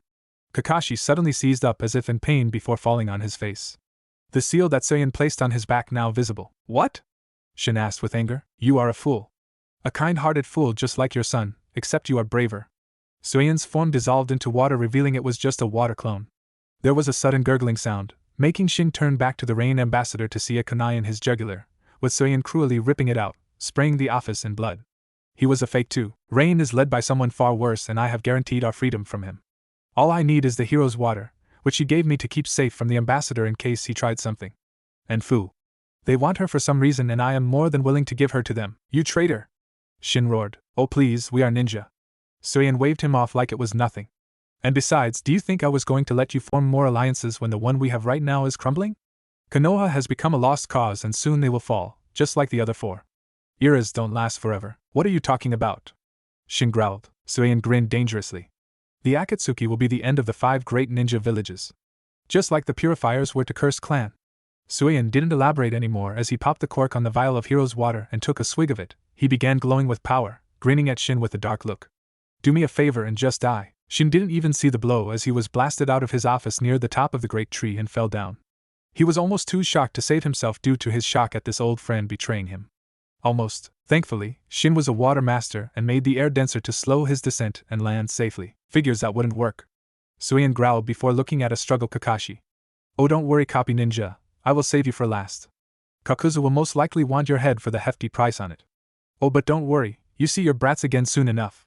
With that, Suian leapt out of the window after his old friend now turned enemy. He was going to enjoy this. Strike now! He ordered aloud. Father? Shibuki yelled as he saw his father being pushed out of his office. Thankfully the man survived, but this just proved that Jugo had been right. The eavesdropping paid off. Shin got up carefully and said, Stop, son. This is a battle between me and Suian. Strike now! Suian's voice rang out and a horde of rain ninja jumped out of the shadows to encircle the lot of them. Or an invasion. Naruto deadpanned. Kid is right. We are finally getting this done, a female voice said. The group looked to see a woman who looked be a young, quite tall, and slim kunoichi. She had short light brown hair, blue earrings, red lipstick and a white hairband over her head, holding the hair out of the way from her eyes. She wore a pink tube top with an open, light green shirt, navy blue pants and ninja sandals. She wore her shuriken holster on her right leg. Who are you? Shin asked with narrowed eyes. While I don't like making allies, I do when it suits me, Suian stated as he landed. This lovely young lady is his aim. She defected from Rain, but just as I found her on the run from them, I met with Kakuzu, who by the way is still alive, and struck a deal. She has been at my side since then, along with her friends. And what deal is that, Suian? Fu snarled. Why you Fu? Akatsuki is collecting your kind and I am more than willing to give them you, Suian said with a cruel smile. I won't let you take me. Fu shouted. Me neither. Shibuki shouted as well in a rare show of bravery. Well, seems you do have some backbone, kid, but she doesn't have a choice in the matter. Suian blurred again and hit Fu where her seal was, placing another seal there as well. But for now you are my slave, arg. Fu roared in agony as the seal worked and pulsed pulses of pain throughout her body before she hunched over and growled menacingly. Nice little seal they gave me. She is now my puppet to use, Soyen said with a chuckle. Oh well, I guess this was the only way to make the monster obedient. You're the monster! Shibuki roared before Shin placed a hand on his shoulder. Son, we'll get her back, Shin stated. Right, Shibuki replied. He may have been a coward, but Fu had been there for him. Now it was his turn to be there for her. Don't forget about us, Kira shouted as she got into a battle stance with the others. Oh, I haven't his aim, Murasame, Kirasame, take them out. With pleasure, boss. Kirasame shouted in glee as he and Murasame broke Naruto away from the group while his aim took Kiru out the group to fight one-on-one. Fei, you idiot could have taken the big kid as well, but whatever, Fu can take care of him, Suyen shouted, making Fu rush Jugo. Suyen then smirked cruelly at Shin and Shibuki. Now, let's have some fun. Jugo was not having a good time. Had to fight a Jinchuriki that had no control over her actions, all because of a seal, and he was not good with seals at all. Arg! He grunted as he was punched in the gut, sending him skidding off into a lake. I won't be in control much longer, he said fearfully. However, he didn't get to ponder that as much as he wanted to because Fu appeared above him in her initial Jinchuriki state and punched him down into the water. While down there, he felt his sanity slipping. His body has gathered the abundance of nature chakra and was forcing another change upon his body, and he felt the darker half of his mind taking over. Oh, he hoped won his battle soon. Or else things could get bad. Arg! Jugo shouted in unearthly rage as he surfaced, the changes being known by all. What happened to him? Shibuki freaked. Oh? So they have a member of the Cursed Clan on their team. Let's see how long that lasts if he survives Fu. Suyen shouted in glee as he fought Shin and Shibuki. Monster versus monster, kind of makes me wish I wasn't in a fight. Shin frowned at this but continued his fight nonetheless. He would talk to them about the Cursed Clan later. It was not like they told Konoha much about waterfalls past anyway. Oh, that's not good. Kira grimaced when she saw Jugo lose it. Naruto had told her somewhat of what had happened. He didn't tell her all, but she got the gist of it. Oh, you should worry about yourself than your crazy-looking friend. His aim said a little too sweetly as she brought out a whip made out of water. Kiru snarled. I worry about whatever I want. Oh well then. If want to pay attention to other people's battles, then it is your funeral. The Rain Ninja replied with a cruel smile as she sent out her whip, which wound itself around Kira's arm, biting into it, making her bleed. Shit! The redhead cursed. Oh, does that hurt? His aim taunted. Duh! Kira roared, tired of being a joke to this woman. Good you little bitch. His aim growled, changing her tune. I have heard a lot about Konoha and the Kunoichi, they're sick in me. Weak little bitches like you piss me off. Kira glared at the woman in front of her while reaching for the hilt on her belt. This is going to hurt, but this bitch deserves it. Let me show you, she said as the blade ignited in an orange glow, and then sliced through the water whip. Why we are not all alike? She roared through the pain of being electrocuted by her own blade. Thankfully, she had been training with it, and was prepared for the pain, but his aim wasn't. The lightning current quickly passed through the water whip and stunned her. It was just long enough for Kira to quickly pull off a jutsu. Water style, geyser fist. She screamed as the water in both the air and the nearby lake surged around her fist and then sent his aim flying. Here I come, bitch. I'll show you how much of a kunoichi I am. Water style, super geyser. Kira launched herself higher into the air than what she launched her foe. I am ending this now. My teammates need me. Kira screamed as she brought out 3 tails, each one grabbing onto each of her blades. Ninja art, Omni Slash. Kira struck his aim 3 times before she flew back a bit, her tails putting her swords back before doing something different. Use my blade. The voice of the Kyuubi within her demanded as its tail twisted around each other and formed a many-sided blade in a corkscrew form. Kira nodded as she took the blade and plunged it in Hisame's heart, her body forcefully slamming into the ground. Kira looked sadly at her foe before looking away in shame. I had to do it, she told herself before rushing off, forcefully putting those feelings in the back of her mind for now. Her team needed her, so she would cry later. After all, it was her first kill. Naruto stared off at his 2 opponents. The first was who he assumed was Murasame. He was a muscular man, but more lean like most male shinobi. He wore a black, sleeveless shirt, gray pants, ninja sandals, and arm warmers which looked similar to Zabuza Momochi's.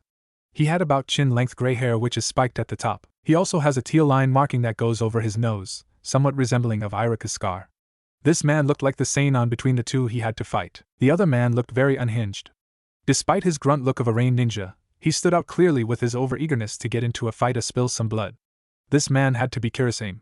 Suddenly the man's visible eye widened and he shouted, "Let's kill this kid." Fine, he don't look like much of a threat anyway. Murasame replied as readied his own water whip, a little pissed that he was fighting a kid. Yes. Kirasame shouted in glee as he brought out a water whip of his own and the 2 trapped the blonde by grabbing both of his arms. Now you die, he declared as he took out a kunai and proceeded to plunge the weapon into Naruto's chest. That was when Murasame finally noticed it. What the why are you transparent? Naruto smirked, happy that his intangibility seal worked after all. Sure, he had DTO let them catch his arms to keep up the illusion of being caught, but that was the fun. So he let the water whips drop as he became fully intangible and then disappeared in a ghost step behind his attacker. Kirasame, on the other hand, was pissed that his kill had been delayed. He had missed.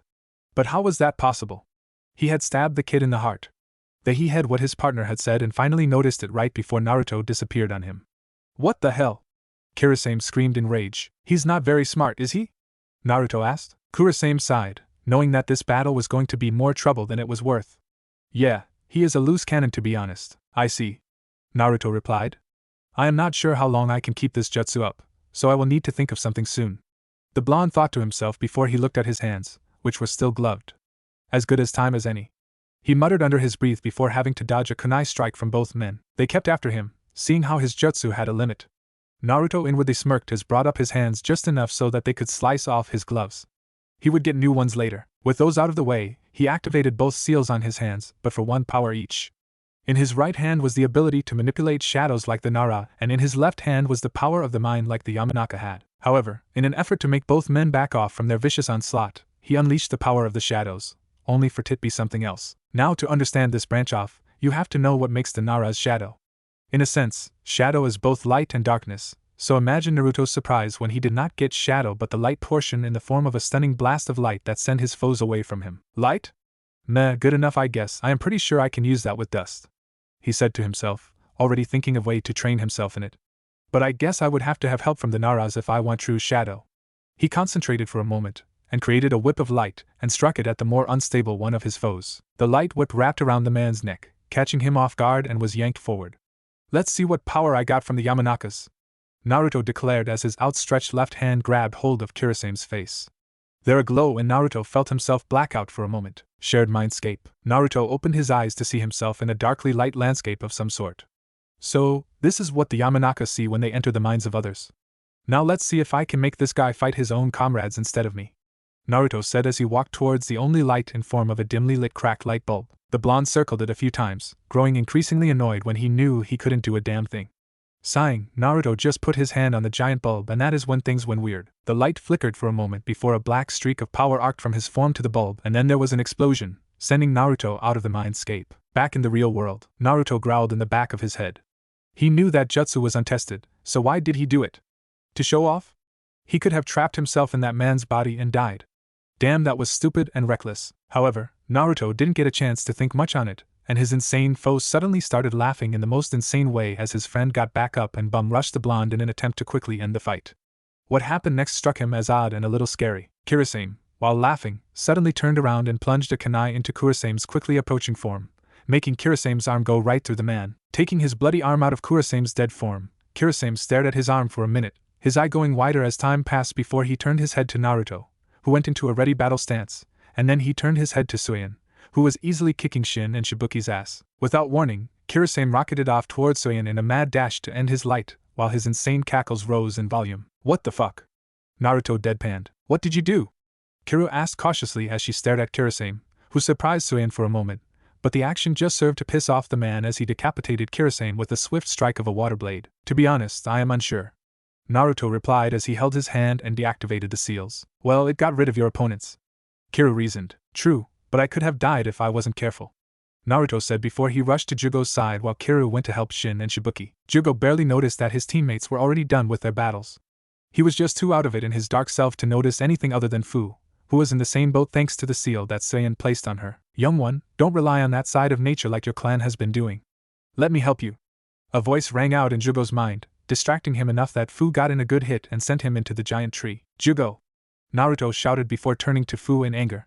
Damn it, I was hoping I didn't have to use this as it feels cheap, but Itachi would want me to do it, he said while bringing his arms into a cross with his hands curled into claws as seals appeared to reveal the implanted Sharingans. They flashed brightly, making Fu backpedal away from him. When the light died down, she made the mistake of looking into those eyes, stopping her in place. Naruto nodded to himself. That was something Itachi had taught him in case either Kira or Menma ever got out of hand. Place a little Sharingan enhanced genjutsu over them and they would be docile and ready to command. Now, however, he needed Fu back to her normal self. He rushed over to her and revealed the control seal. Fu slumped over, with Naruto catching her. What? What happened? She asked. Suyen placed a seal on you to control the demon within. You almost killed Jugo. No, please tell me if he is alright. Fu shouted in a panic. I think he'll live.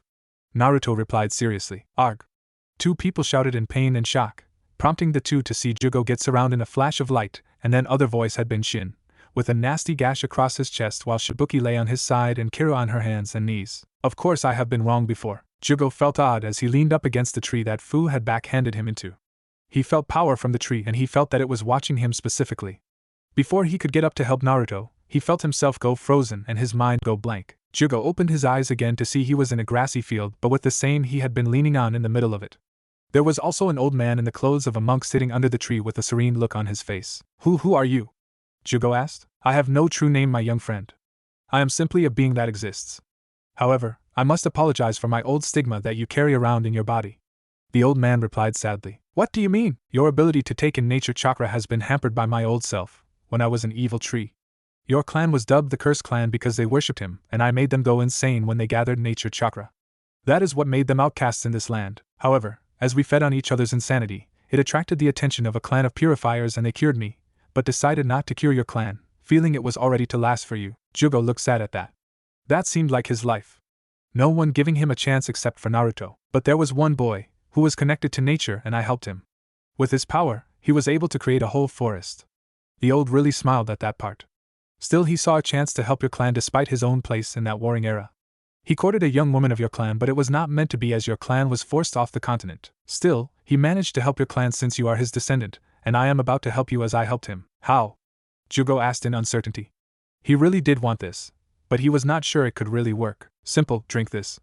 The old man replied as he brought out a bowl of water from behind him. With the purifiers gone, the people of this village call it hero water. It is my gift to them to protect themselves. However, what I am giving you will take away the taint and give you powers similar to the boy I mentioned. After all, you have his blood in you. Now drink the nature water. Jugo tentatively took the bowl before quickly downing the liquid, hoping for the best. At first, nothing happened, but as he was kicked out of that field, he felt his body burn. No. It felt worse. It felt like he was burning alive. Arg! Jugo screamed as he felt the nature chakra entering his system and burn away the darkness that he felt as insanity. Then his body began to change. His orange eyes took on an emerald green, his air waved like the wind as it extruded power. And finally, skin took on the appearance of wood. Shibuki panted heavily as he stared at Suyen. He had though that his teacher was a fair and honest man, if a bit too realistic. Now he just saw a power-hungry man that had hurt his friends. He knew he was a coward, but this time, he would use his teaching for his friends. Shinbuki ran forward, momentarily forgetting that he stood a chance against someone with the hero's water, and sent a punch at his old teacher. Fei, too slow weakling. Suyen shouted as he dodged the punch and then kneed the boy in the gut, knocking the wind out of him in a harsh way. Then, Suyen brought both fists down on Shibuki's head, knocking him out. Shibuki! Two voices rang out, making Suyen look to see who spoke. Sneering, he saw it was Shin and Kiru. Oh please, you think that Kuramaru's distraction helped, then you're wrong, and if you think you actually stand a chance then you are stupid. Suyen declared when he saw that Kiru and Shin were nearly on him. He merely ducked under Shin's punch and came up with his water sword technique in a diagonal slash, putting Shin down for the moment. He then followed up with a fast and powerful punch to Kiru's gut, knocking the wind out of her pretty bad. Jinchuriki or not, that hurt pretty bad. No, you are the idiotic one. Betraying your home for something stupid like power. Naruto stated as he walked up to the group. You had a great life here with people that looked out for you. So what if you thought the place was weak? You could have gone another way to remedy that. Fei. Suyen growled out as he listened to Naruto speak as Fu walked up next to him, further angering him.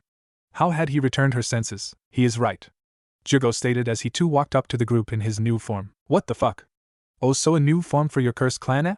Suyen taunted, but the thing was, he felt Jugo's immense power and was unsure if he could take it with just the hero's water under his control. No, I have been purified by the tree and I am now one with nature in this form. Jugo commented, making Suyen curse. So give up now.